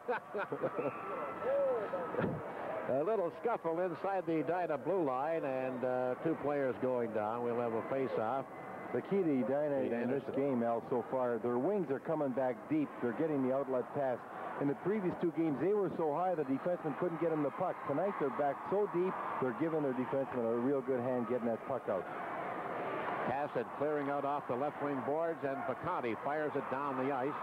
Bridges coming back of his goal to pick it up behind Sperling. Around on the left side now. Pete Anderson stapled to the boards on a check there by McCarthy. It's back of the net. Cleared away to the right side by Bridges and relayed on out to center ice for Parker.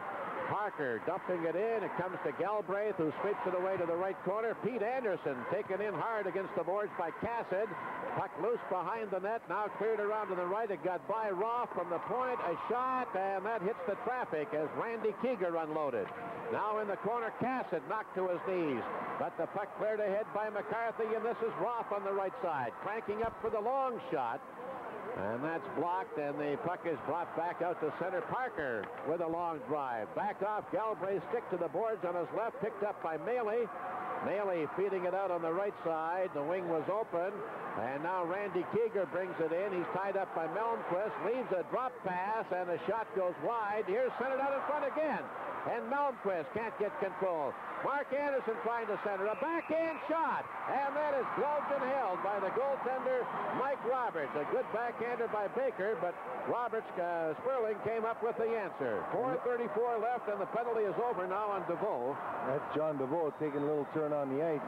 He's pretty happy to be out there. He wants to see if he's still got his skating legs. He's going to be on the ice right now as we take another look at the backhand shot on Galbraith and the save. From the face-off to Galbraith's right. Puck brought back of the goal. Rezout to the left. Now to Maley. Fires it in. DeVoe after it. He's fresh just out of the penalty box. Comes back of the net to the far point. Shot by Baker. Wide to the left. Here's John DeVoe in the corner. Centering it out in front. It's cleared away, and Baker can't get to it. It comes off the boards back into the Hornet zone. Galbraith setting it up for Rezout, who brings it in behind him. Now quickly comes out to the left with a pass to the wing. It's relayed out to center ice by Cutshell. Broken up in the neutral zone and fired right back in by Anderson. Rezout again, going to the left corner. Checked there by Fishback. Maley playing it off the boards. Oh, and what a hit he took there on the play by Parker. John DeVoe at center. Dumping it down the ice into the Mariner zone. 3:39 left in the second period. 4-0 Edina. And the hit department might be favoring Mariner. Now the puck is brought back into the Mariner zone offside by Chapman, and we'll have a face-off outside. There's a break in the action with 3:31 left in the second period. And the score, Edina 4, Right Bear Mariner nothing. Win a one-week vacation for two anywhere under the sun. Tell us where in the world you'd like to go. Listen to KS 95 FM. Play at center ice from the face-off. Cassett drives it into the Mariner zone. Bridges in the left corner. Checked there by Mike DeVoe. Carroll puts it in front. A shot by Chapman, and that goes back into the left corner. Well, it was deflected off the goalie over the glass, and it was one great save by Sperling. Chapman shooting through traffic, and he's got as fine a wrist shot as anybody in this tournament. When he's shooting that wrist shot, in fact, that's how he won the game in overtime last night. He gets it away quickly, and it's got a lot on it. From the draw, the puck cleared to center. Brower skating it down back in the Edina zone. Now Brower head manning, and it comes out to center past Chapman. Picked up in the neutral zone. Bridges keeping possession. Now leading to the right. It's relayed in and now cleared out by Cassett. Too far for Carroll. Coming back is Bridges for it. Rounding his net, goes to the left corner, runs into Mike DeVoe. DeVoe forcing him back behind again. Bridges pivots to avoid Chapman. Comes to the left side. Now passes off on the play to Holton. Holton trying to get away from Carroll. Dumps it out on the right side. Here's McLeod over the blue line with Zajac. Runs into a host of Edina players, and the loose puck picked up by Cassett. Long left wing pass too far for Carroll. And it's cleared back out of the Mariner zone by Bridges. Brower tried to shoot it in, but it's picked up and brought back. Randy Keeger with a shot that goes wide. On the left side, Bacardi playing it off the boards. And now here's Brower with a long pass. Roth after it in the Mariner zone. Managed to work it loose. Puts it in front for McCarthy and a shot. And the puck goes up out of play. Al, the natural move for anybody is usually to your backhand. You saw Mike McCarthy come down on the defenseman there. He made a fake to his backhand, went to his forehand. That's a move that's really tough to develop, and you'll see him right here. Mike McCarthy, number 6, going to get the puck. Watch him fake inside. He goes out to his left. That's something he does very well, and he does it often, and it's really tough to do. Puck back to Baker in the center zone, and he fires it in. True behind the net. Into the right corner, got by Gary Keeger. Now on the far side, Schultz. Checked by Bacardi. Puck comes loose. McCarthy puts it in front. Here's a shot by Roth, and it's wide to the right. It winds up in the left corner. Comes loose at the blue line. It's held in there by Roth. He poked it past Parker. Parker coming back for it.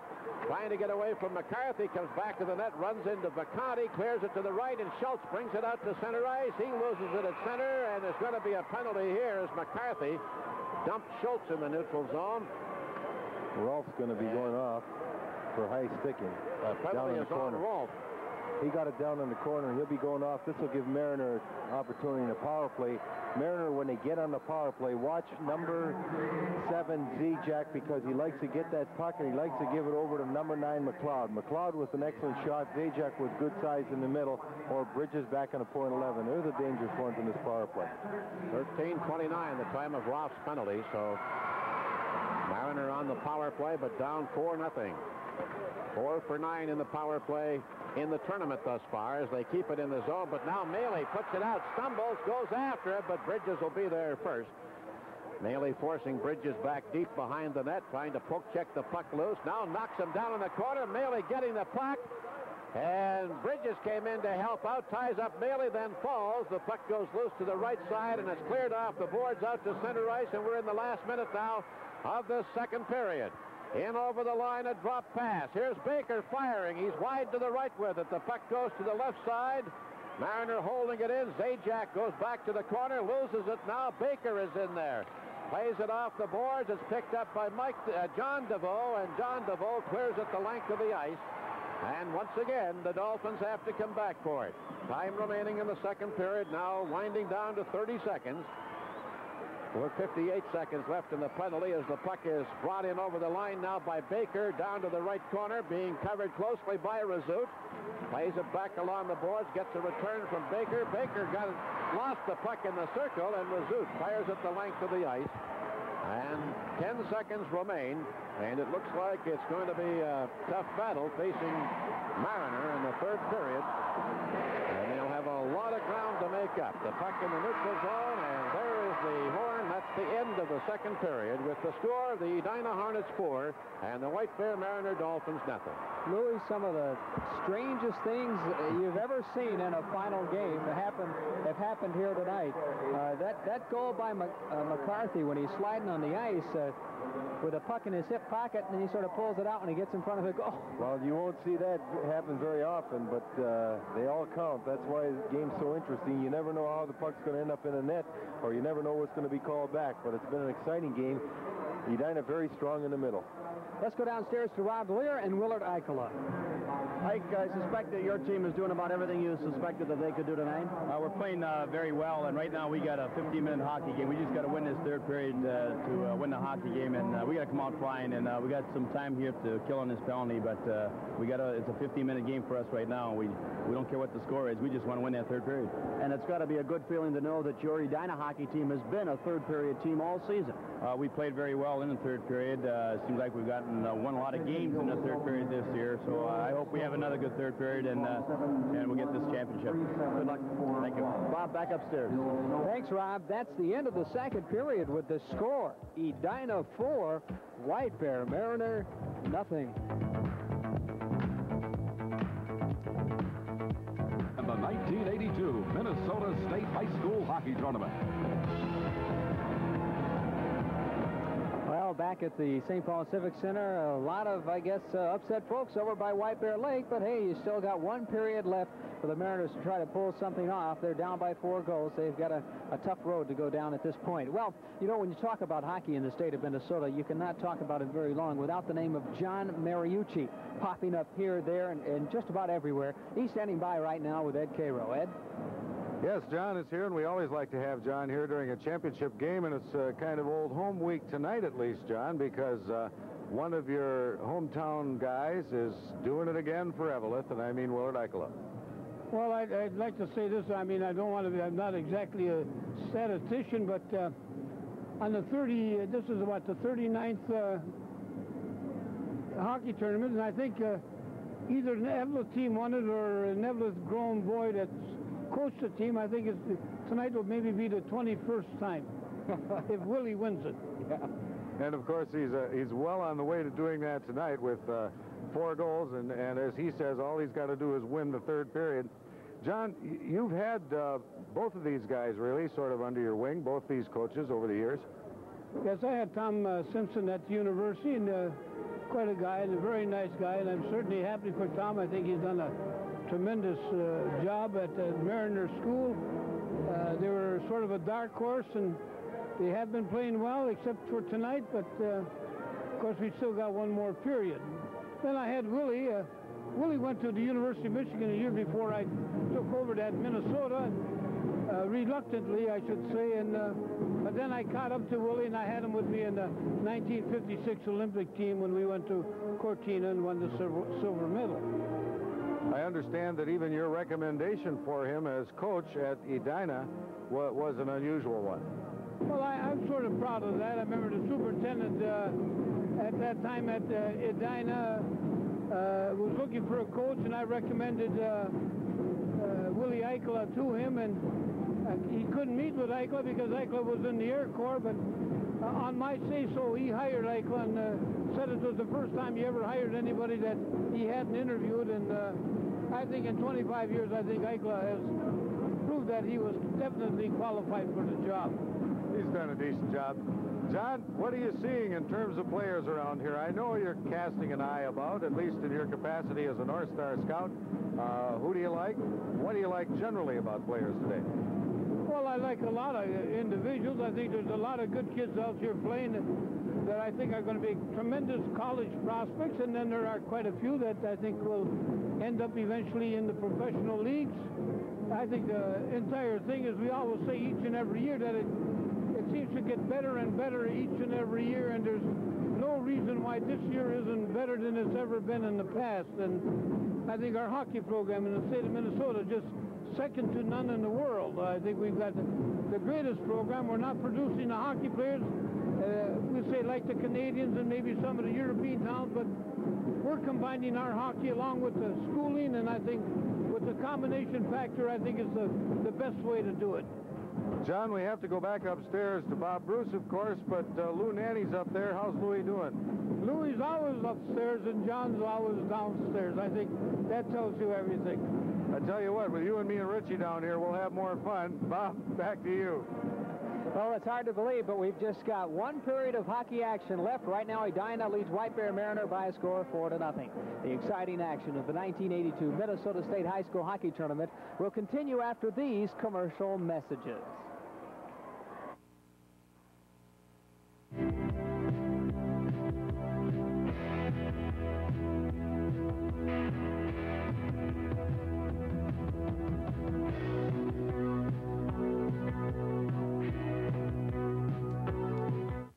Out of college? Well, it'll be the World Championship, so we'll be taking NHLers and everybody else. And professionals and amateur can play in the World Championship, so it's going to be interesting. A lot of different players from different backgrounds. And this is going to give you a chance to get the feeling that Herb Brooks had in 1980 when he won it all. Absolutely. Bill Selman from Lake Superior State and the U.S. national team. Back to Bob Bruce. Thank you, Bob.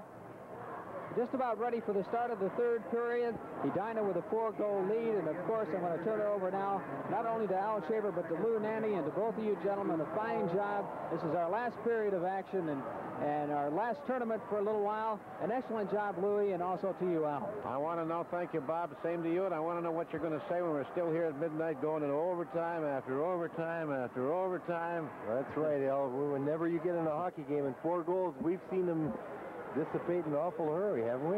Yes, we sure have. My thanks, too, to Pete Jockety for all his fine help throughout the tournament playdowns and here during the tournament. Here's a shot into the Edina zone that goes wide right. John DeVoe clears to the line.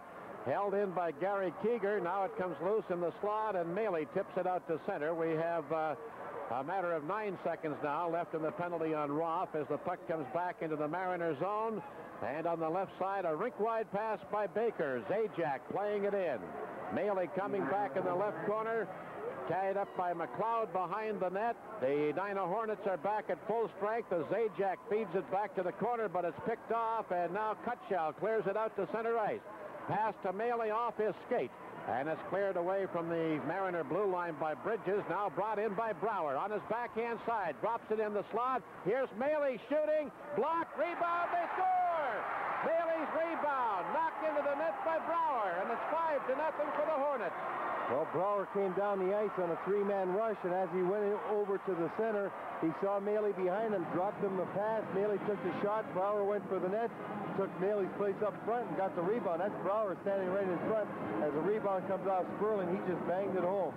Big, strong Billy Brower, one of the co-captains, and definitely one of the inspirational leaders of his hockey club, right in front of the net to put that away and put Edina up by 5. Louis, not only the college scouts, but the pro scouts have got to be very impressed with a lot of people we've seen in this tournament who we hadn't really heard of before as potential prospects. Well, there's a lot of Division I college prospects here for sure, and these kids are still developing. A lot of great hockey players. Here's Chapman for the Hornets working against Randy Keeger. Forced back of the goal, chases the puck in the right corner, beaten to it, however, but it's held in now by Carroll, who fires it around behind the net. Mike DeVoe chasing it on the far side back of the net. Loose puck at the right side. This is Carroll again. He's jammed to the wall and tied up there for a face-off as he's tied up by Parker. We'll have a face-off to the right of Sperling. And there's a break in the action. The score, Edina 5 and White Bear Mariner nothing. The Minnesota State Hockey Tournament is brought to you by your nearby Northland Ford dealer. Stop in and see his class of 82, EXP Escort Mustang and the new Mustang GT. Play underway now in the Mariner zone as the Edina center Chapman goes down. Back of the goal, Gary Keeger clearing it to the left side. And a long pass now by Mark Anderson, picked off. Here's Carroll coming back in, whistles a high shot that's over the glass and out of play. 13-12 remaining. 5-0 Edina. Guys continue to press. They're right down on Mariner in their own zone quickly. They're able to stand up to the body checking, tie up 1 or 2 Mariner people if they can't come up with the puck and get face-offs in the Mariner zone. Puck comes rink wide to the right from the face-off. It was held in by Vacanti, and McCarthy lost possession. And now at center, it's Baker in over the blue line. Gives it to Mark Anderson. Comes to the right corner, trying to get control with Cassid, trying to tie him up. Puck back of the net on the left side. Centering pass comes off a stick up the slot. It's held in by Mariner. Mark Anderson's backhander off his skate. Still in the Edina zone. Cassid tried to clear but failed. It comes in front, a backhand shot. And the shot by Anderson goes wide. It's brought back to the goal. Fed on the left side, Vacanti tipping a short pass to the right for Brower. Head manning to McCarthy. Steers it to the right. Gets it back. A shot and a big save by Sperling. Here's another shot. They score! Yeah, I thought that was it. The right came on, but apparently it didn't go in the net. It was Roth firing from the far side. The light has come on, and apparently it is a goal. I thought Rolf's goal went in the far side. What a play by McCarthy. The key play, Brower this time moving the puck up quickly, up to the center ice area. McCarthy over to Rolf. Rolf over here taking a shot. Now watch his backhand shot by Rolf. See it? Yeah. It went in the net, and he pushed it out. Pushed it out with his hand. Yeah, it was definitely in the net. Time of the goal will be 2:35. It's 6-0 Hornets. Just a great play from Rolf and McCarthy back and forth. That line has been just outstanding. You look at the overhead shot here. You see the shot. Now watch Rolf coming backhand it. Now watch Gary Keeger in the net. He's going to force this puck out of the net right here. Now, see that? Good play by Keeger, getting it out quick, but the goal judge was on the spot.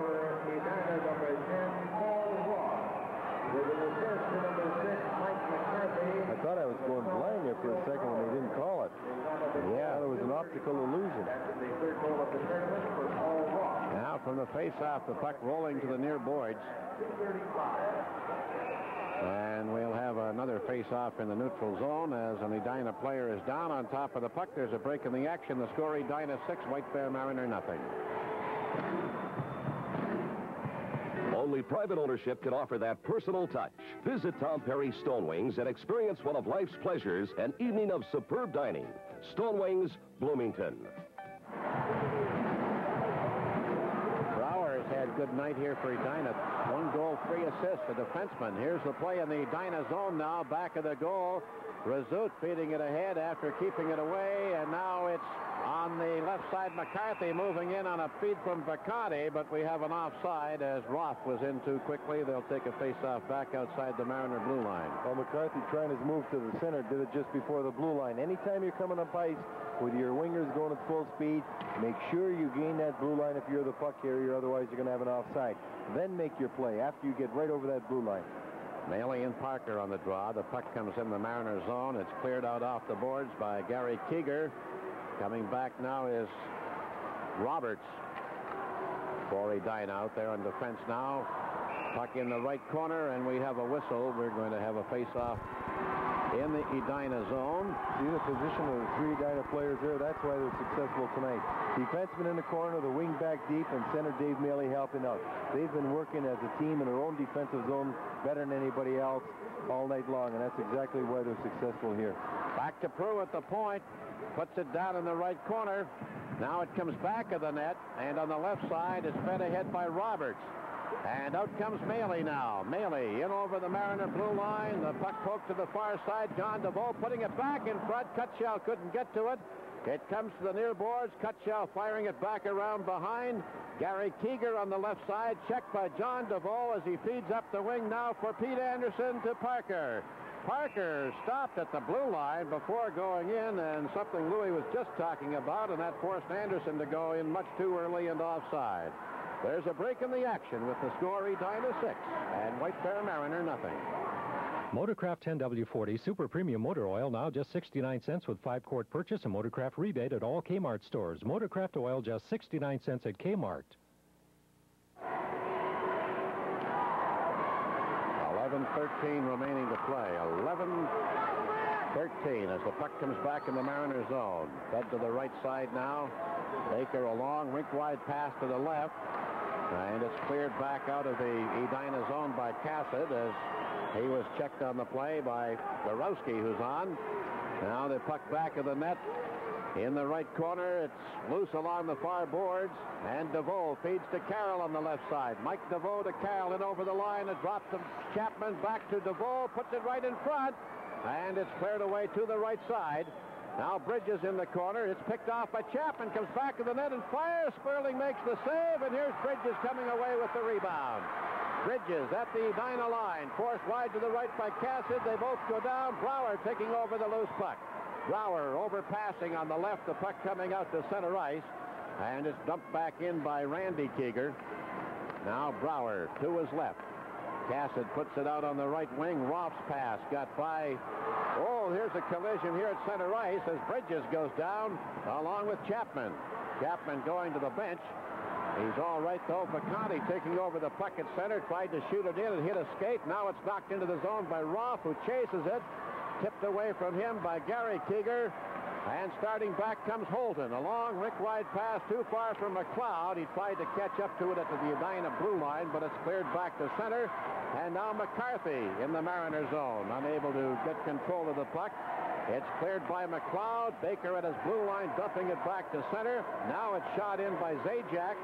Galbraith cutting it off behind the net. And now it's fed to Viconti on left wing. He walks into a stiff check there from Keeger. But here comes Edina on a 2-on-1. McCarthy on a pass, a shot, a rebound chance. Oh, and it hit the post as it slid away from under Sperling. And it's been whistled down. We're going to have a face-off in the Edina zone as Roth tried to jam it in and almost succeeded. And what a night the Edina defense are having. Here's the play again. A good shot by McCarthy, and as you said, Al, he tried to jam it in. Roth right Johnny on the spot. Didn't get enough of it, and Sperling made the save and went behind. But the Edina defense have been superlative tonight. They're moving the puck up quickly, not allowing Mariner to gain the blue line.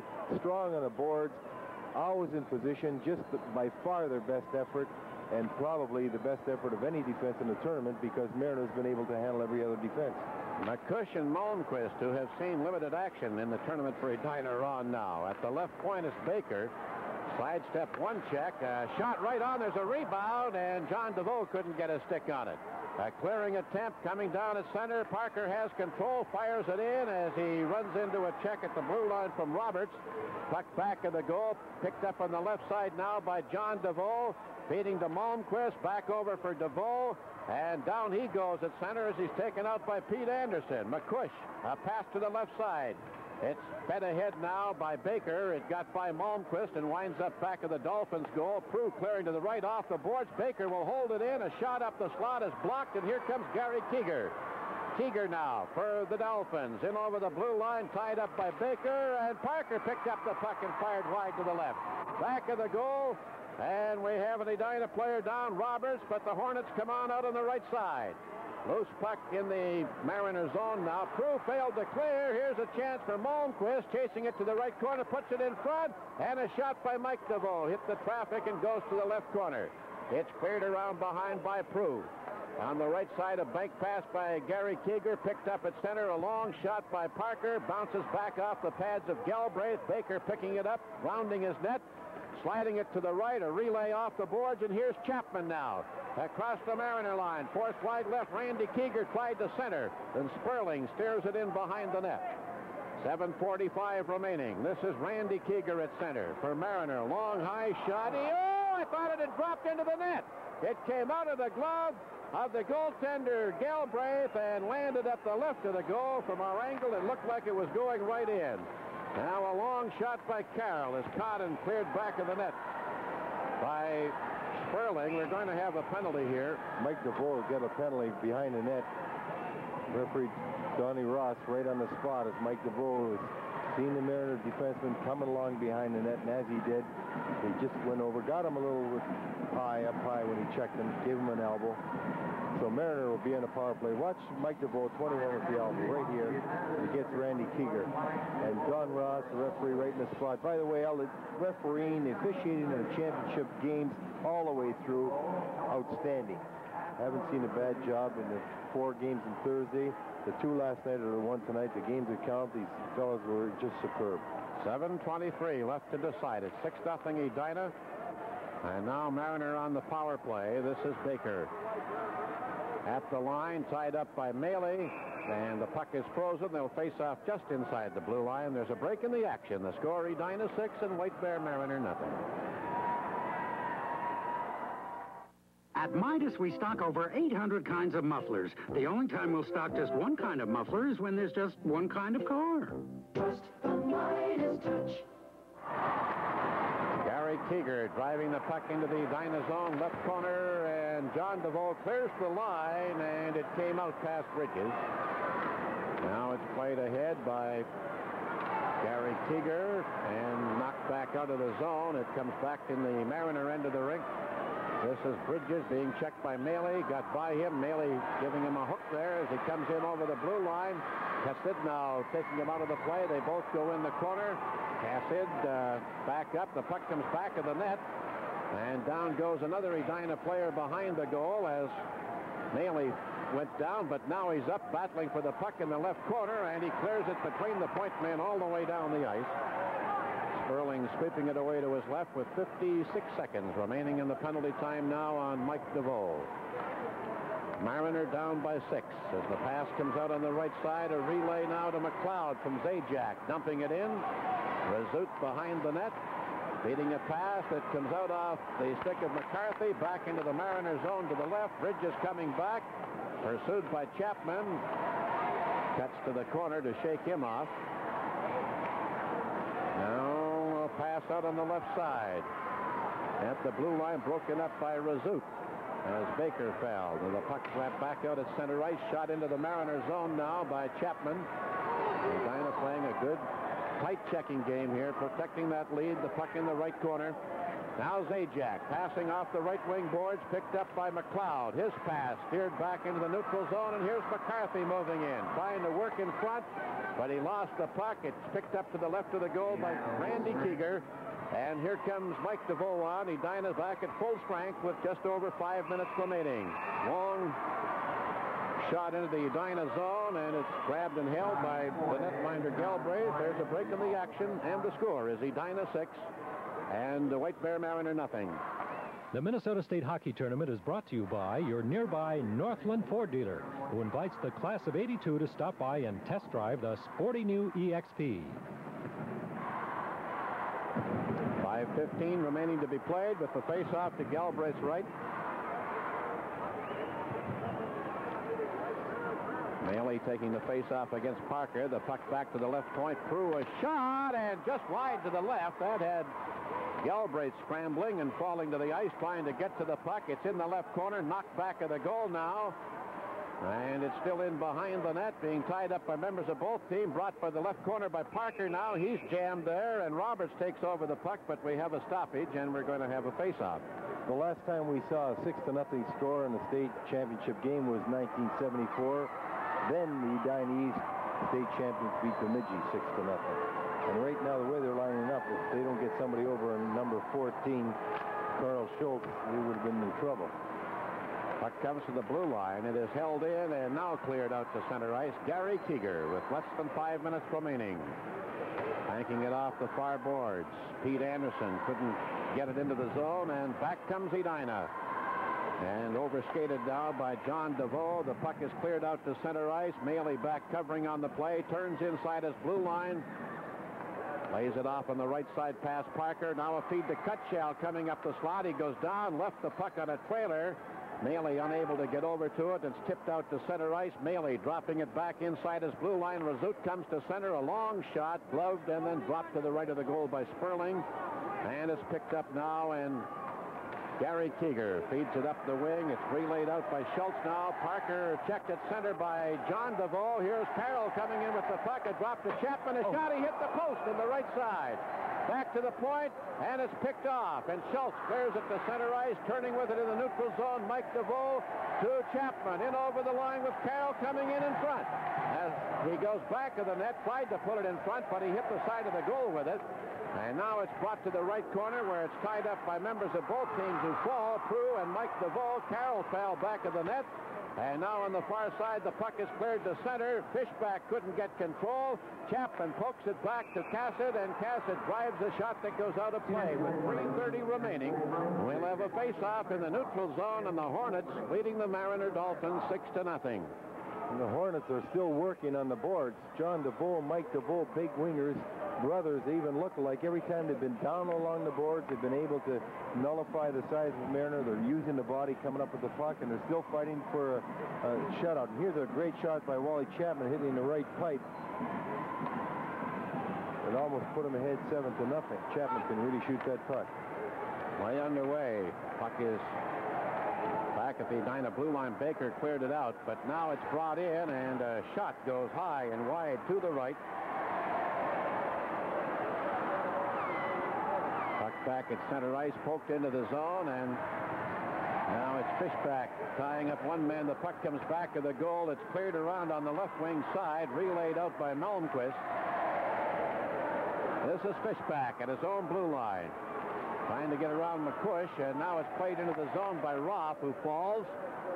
And Mariner trying to get out. They'd like to get one here if they could. Roth in the corner, feeding the right point now. This is Roberts. Got by one man, takes a shot, and winds up back to the left of the goal.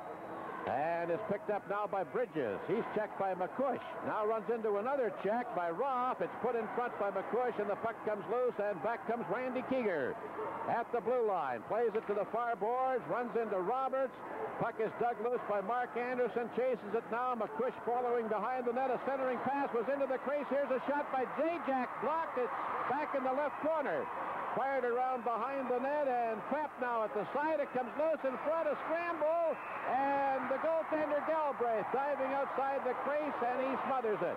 And Galbraith standing his ground, and believe me, it's tough to play goal in a situation like this when he hasn't been tested for the last 10 minutes of this period and most of the second period and get some hard chances. But he was very alert around the net. He wasn't going down too quick. Some fine forechecking by Mariner. They come up with the puck. But here he is. He's standing his ground. He doesn't fall until he has to right there.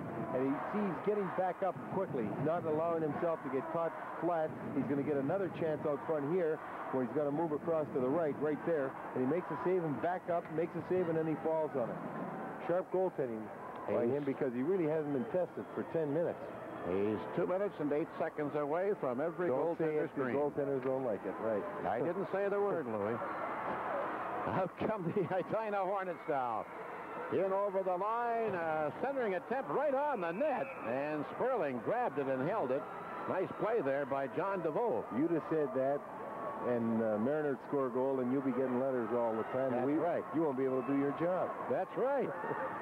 They'd be blaming me for it. He just looked up at the clock. I know that. Yeah, well, he's aware of it then. I think he's more concerned with the win. 158. Then the. Sperling dropping on a loose puck again. That kills off 3 more seconds. We're down to 155. Well, I want to tell you, Edina's put on an extremely impressive performance tonight. Solid in all areas. Most impressive because he had to handle a big physical Mariner team that looked like they were going to win the game. Before the game, I would have to say I favored Mariner. I'd agree with you. But Edina's shown why they were rated #1 all year long. I thought Edina made awfully tough work of Jefferson last night. Not to take anything away from Jefferson, but... And Mayo. Yep. 4-4 after 2. Now the puck brought back at the Edina goal in the left corner. It's broken up as Cassidy was unable to get out. Now Maley has it behind the net. North Stars leading the Blues 2-1 in the second. No shutout there, Louis. Oh, I said it.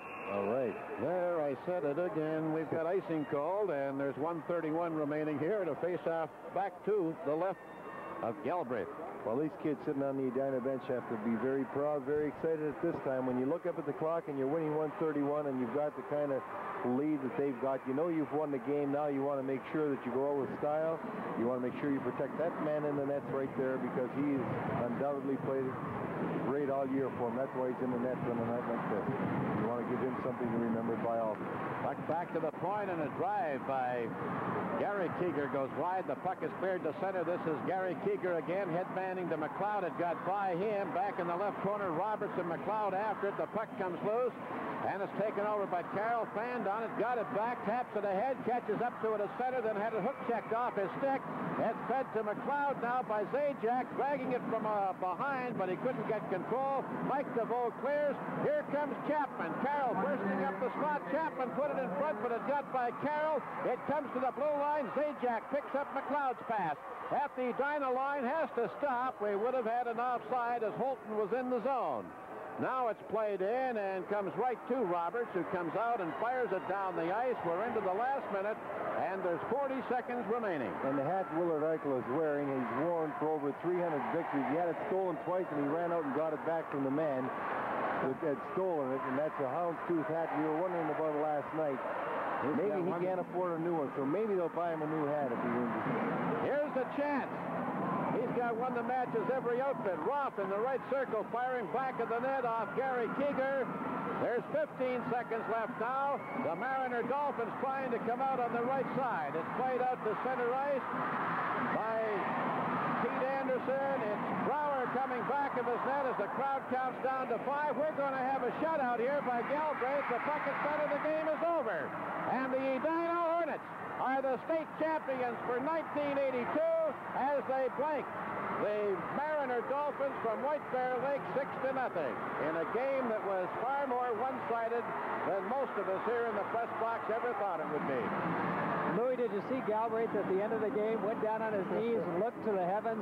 I'll tell you, he'll remember that the rest of his life. A rare shutout in the final championship game. Shots on goal by Mariner in the third period, 7. They only had 18 shots the entire game, but when they did have the shots on the net, Galbraith came up with his ace. Well, I think anytime you look at a club like Mariner and you hold them to 18 shots, and you also have to realize you've given up 2 power play opportunities to Mariner. You know you've done a superb job of checking. A credit to Willard Eichel, as Al and you, Bob, have mentioned earlier, a master coach, one of the finest in the history of the state. A superb team performance. A very surprising performance for me because I didn't think that they were going to play as well as they did tonight after watching them the past 2 days. But they showed the kind of character they got. Great state champs.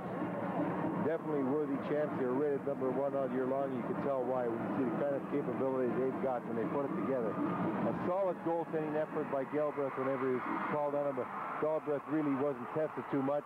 Most impressive defensive performance by the Edina defense. Controlled the Mariner forwards, moved that puck quickly. And this man, Tom Simpson, nothing to be ashamed of. He took a Mariner outfit, an underdog team, to the state championship game, and a fine hockey team, Edina, reigning the state champs for 1982. This tournament pretty indicative of the Edina season. They had a couple of bad games, lost a couple of games. Some people were wondering, were they really as good as they were rated?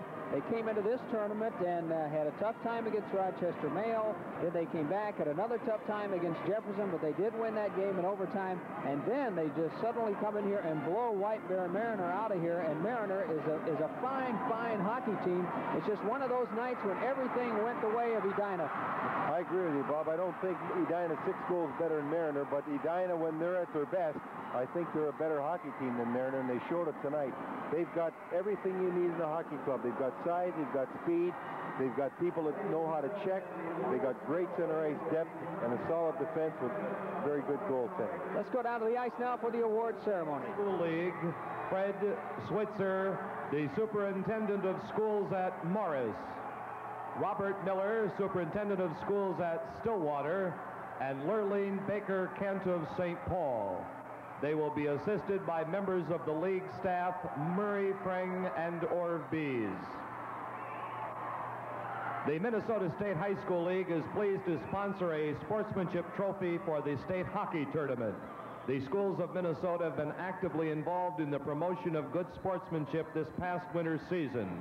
The evaluation committee has selected Cloquet High School as the recipient of the 1982 Hockey Sportsmanship Trophy. The cheerleader and team captains will receive the trophy on behalf of Cloquet High School.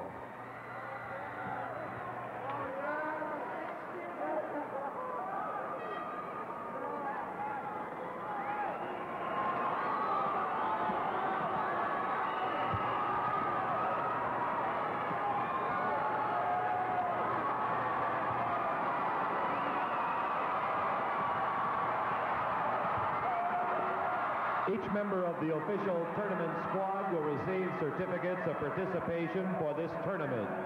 Plaques are awarded to the 4th, 6th, 7th, and 8th place teams. Medals are awarded to each member of the official squads of the 1st, 2nd, and 3rd place teams. Trophies are presented to the championship team, the 2nd place team, the 3rd place team, and the winner of the consolation championship game. The consolation trophy was awarded to Cloquet High School earlier this afternoon, and the 3rd place trophy and bronze medals were awarded to Hibbing High School earlier this afternoon. And now silver medals and the 2nd place trophy will be awarded to Mariner High School. The silver medals are being presented to each member of the Mariner team by Robert Miller and Lurleen Baker Kent.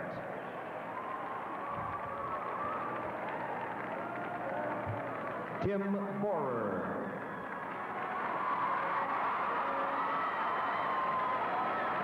Gary Keeger.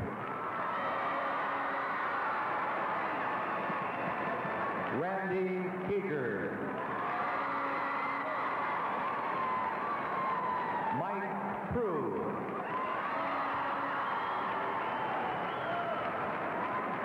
Matt Packo. Tony Zajac. Jeff Parker. Kurt McLeod. Don Baker. Scott Bridges. Gary McKelko.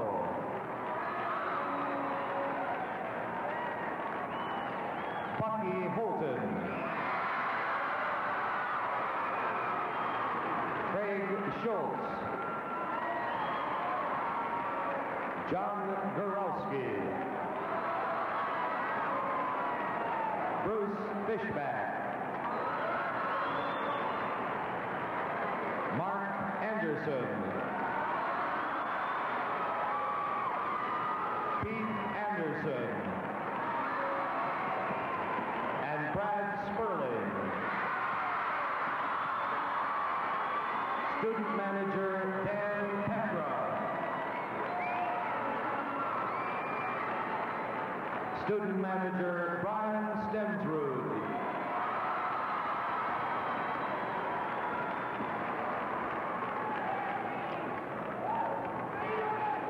And now will the captains of the Mariners team please come forward to receive the second place trophy and certificates of participation from Mr. Switzer.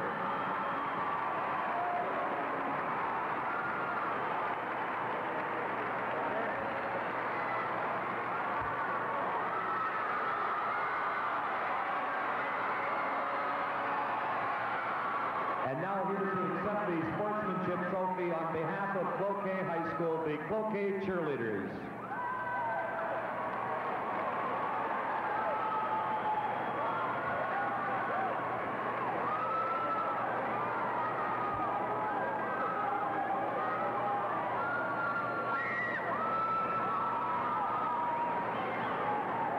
Ladies and gentlemen, the 1982 Minnesota State High School hockey champion is Edina.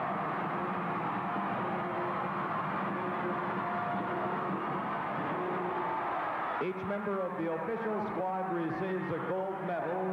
The gold medals will now be presented to each team member by Robert Miller and Lurleen Baker Kent. Jim Lazinski.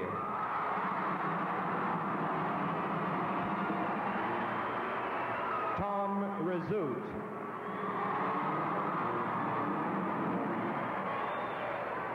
Wally Chapman.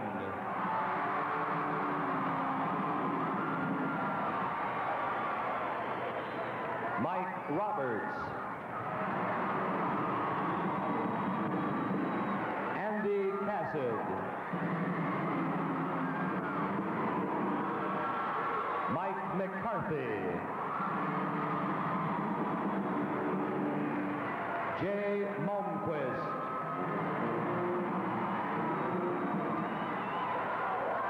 Paul Roth.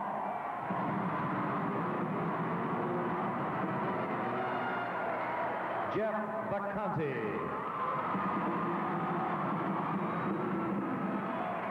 Bill Brower.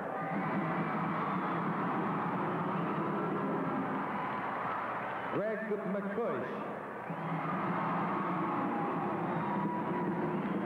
Brian Cutshaw. Dave Baker. John DeVoe. Dave Maley.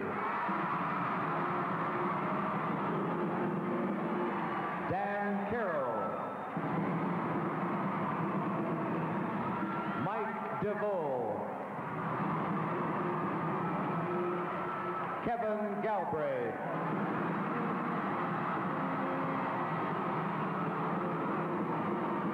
Student manager Chris White. Student manager Ted Cadwell.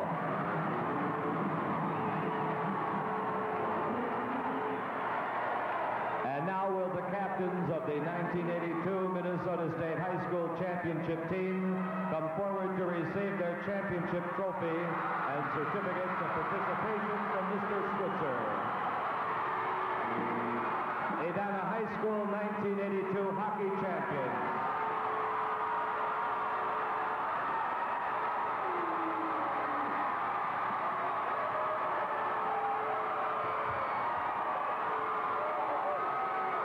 The award ceremony is now concluded.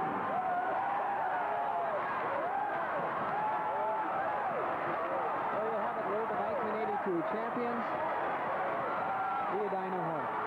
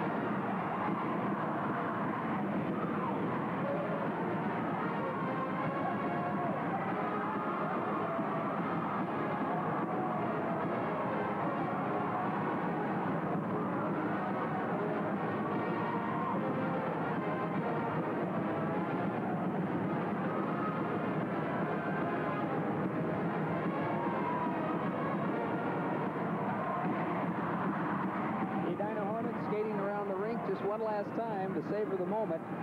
A dramatic 6-0 win over White Bear Mariner. Lou, let's look at the third period highlights one more time. Willard Eichler said all they had to do, of course, was win the third period. They had a 4-0 lead, and they did just that. Just 55 seconds into that period, they came up with another goal, and if the game wasn't iced at the point by leading 4-0, it was certainly iced when they scored to make it 5-0. Then they went on to score again, and then making the final 6-0. Here's the first goal. Number 19, Dave Maley, shoots, and number 12, Bill Brower's there. Well, Brower stole the puck. He came down with a 3-on-2 rush, and he dropped it back to Maley, 19, and went to the net. He took the center ice position. Maley wisely takes the defensive position. This is Maley taking the shot. Brower's in front of the net. He's going to bat that rebound home right here, and that was 5-0. And then here comes the last goal, and this was a fine passing play coming up by Brower to McCarthy, over to Rolfe. McCarthy takes a shot, and Rolfe backhands it in right there. The referee didn't know it went in because Gary Keeger was in the net, but the puck went in the far side, and you'll see from our overhead camera, Keeger in the net, number 2, will force the puck out of the net. Here's the backhand by Rolfe. See him in the net? He just throws it back out, and there's Kevin Gilbert. Rob Lear standing by live downstairs with the winning coach of the 1982 championship, Willard Eichler. There you look at the 82 championship trophy of high school hockey, and it's being held by the two respected coaches, Willard Eichler and Bart Larson. And gentlemen, congratulations. Thanks a lot. Kids really just had a tremendous game today, and we got one guy right here who helped me coach this year. We're co-coaches, and without Bart, we wouldn't have this thing. Bart just did a tremendous job. He was a fine coach at Edina West last year, as you all know, and joined our staff at Edina High School this year. So we're very happy. We're happy for Edina, and we're happy for the Lake Conference South. Bart, you indeed have to be pleased and very much enthusiastic about this championship here tonight. Oh, yes. It's been super for us. The kids responded so well. I want to take you back to about December. Your team was rated number 1. I came out to one of your practices. You said, we've got a long way to go. You got there.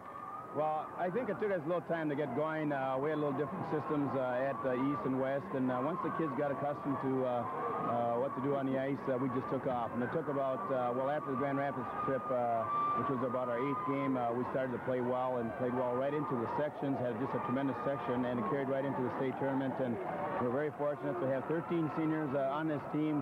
A lot of them have worked ever since they've been squirts and peewees and bantams to win this thing, and we're very happy for them that they can leave their high school with a state title.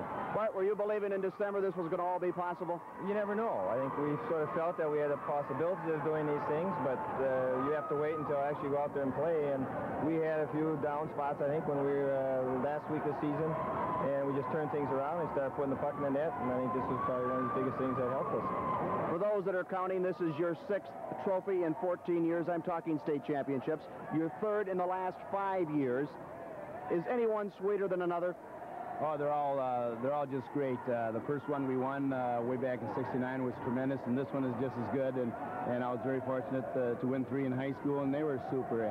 Anytime you get the opportunity to come to the state tournament, you got to make hay, and you got to win that first game. Thursday is it, and it seems like after Thursday everything falls in place. But we come here to win, and I'm just happy for these kids that we could do it. You certainly did that. Gentlemen, thank you. Congratulations to all of Edina. Congratulations to you.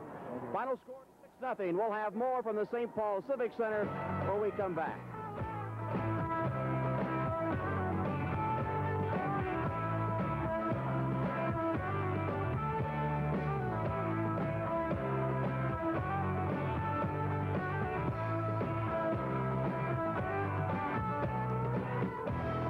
He didn't win the championship, but I guarantee you he surprised a lot of people, and surprised me. I knew Mariner had a great team. You make it to the championship game, and of course, for all those kids, you can just tell them, I guess, look at all the other teams that never made it to the final. Well, that's true, and I'm extremely proud of these kids. They've worked hard, as we said many times, and they got to the championship game by hard work, and I'm not disappointed. They gave everything they had, and Edina just has a super team, well-balanced, and this is the best we saw them play in the state tournament play, and they deserve to be number 1. Well, congratulations on a fine year and a fine tournament. And don't look so sad. You know, it's a successful year. Any year you make it to the high school hockey tournament. I'll tell you, we've got a special feature for you now. Watch this with me, guys. It's not just Edina, the champion. It's all 8 teams that participated to make it a great tournament.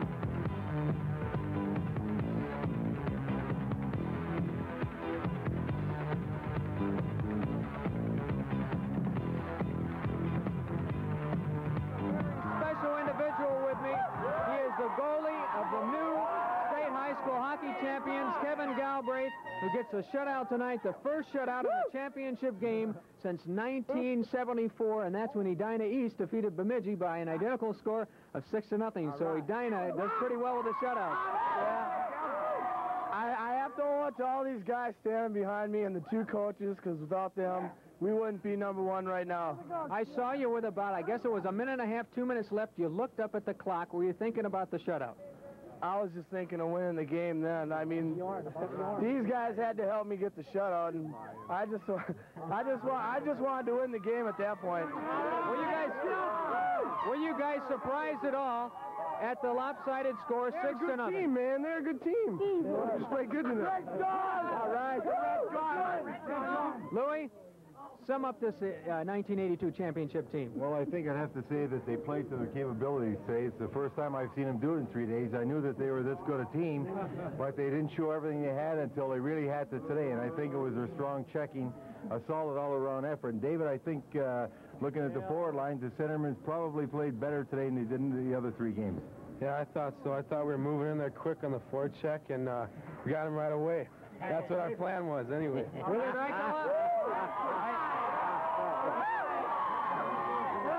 Willard Eichela now ties, I believe, Larry Ross of International Falls, having won 6 high school tournament titles. Well, they're all thrilled. The one we won in '69 was a super thing, and this one right here was just as big. I'm happy to be part of this tremendous group of athletes that I have behind me. There's 13 seniors here.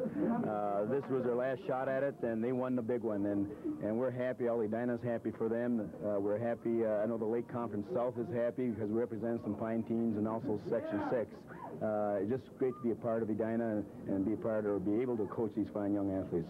I'd like to take a chance now. We've got about a minute left to thank all the people involved in the broadcast, to thank Al Shaver, who is getting a well-deserved rest after 3 torturous days, Bob Utek, Pat Ritchie, we've got Ed Cairo, Rob Lear, all of the people involved. And most of all, I'd like to thank the consolation champion, Cloquet, the 3rd place, which went to Hibbing, and of course, the championship team, Edina, and most of all, the other 8 teams that participated in this tournament, and some other teams that we don't want to forget. There are a lot of teams in the state of Minnesota, a lot of teams that didn't make it here. Nevertheless, they gave a lot of the hockey fans all across the state a lot of excitement and a lot of fun throughout the year. So to all of those teams and the teams that participated in this year's tournament, a big thank you from all the hockey fans here in the state of Minnesota. And of course, a thank you to the 50 or so folks that we've had here each and every day throughout the tournament, helping us put on this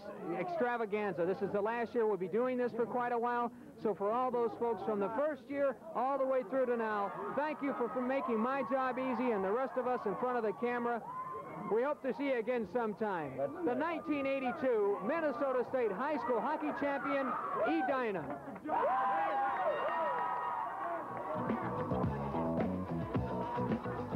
From the St. Paul Civic Center Arena, this has been the 1982 Minnesota State High School Hockey Tournament. This live sports presentation was brought to you by KSTP Television and by the Minnesota State High School League and its 512 member schools.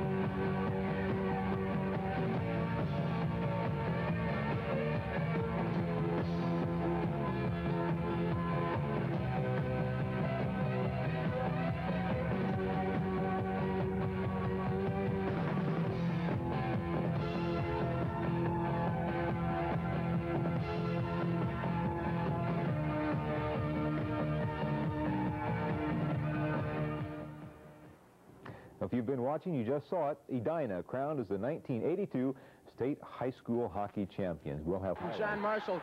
Oh!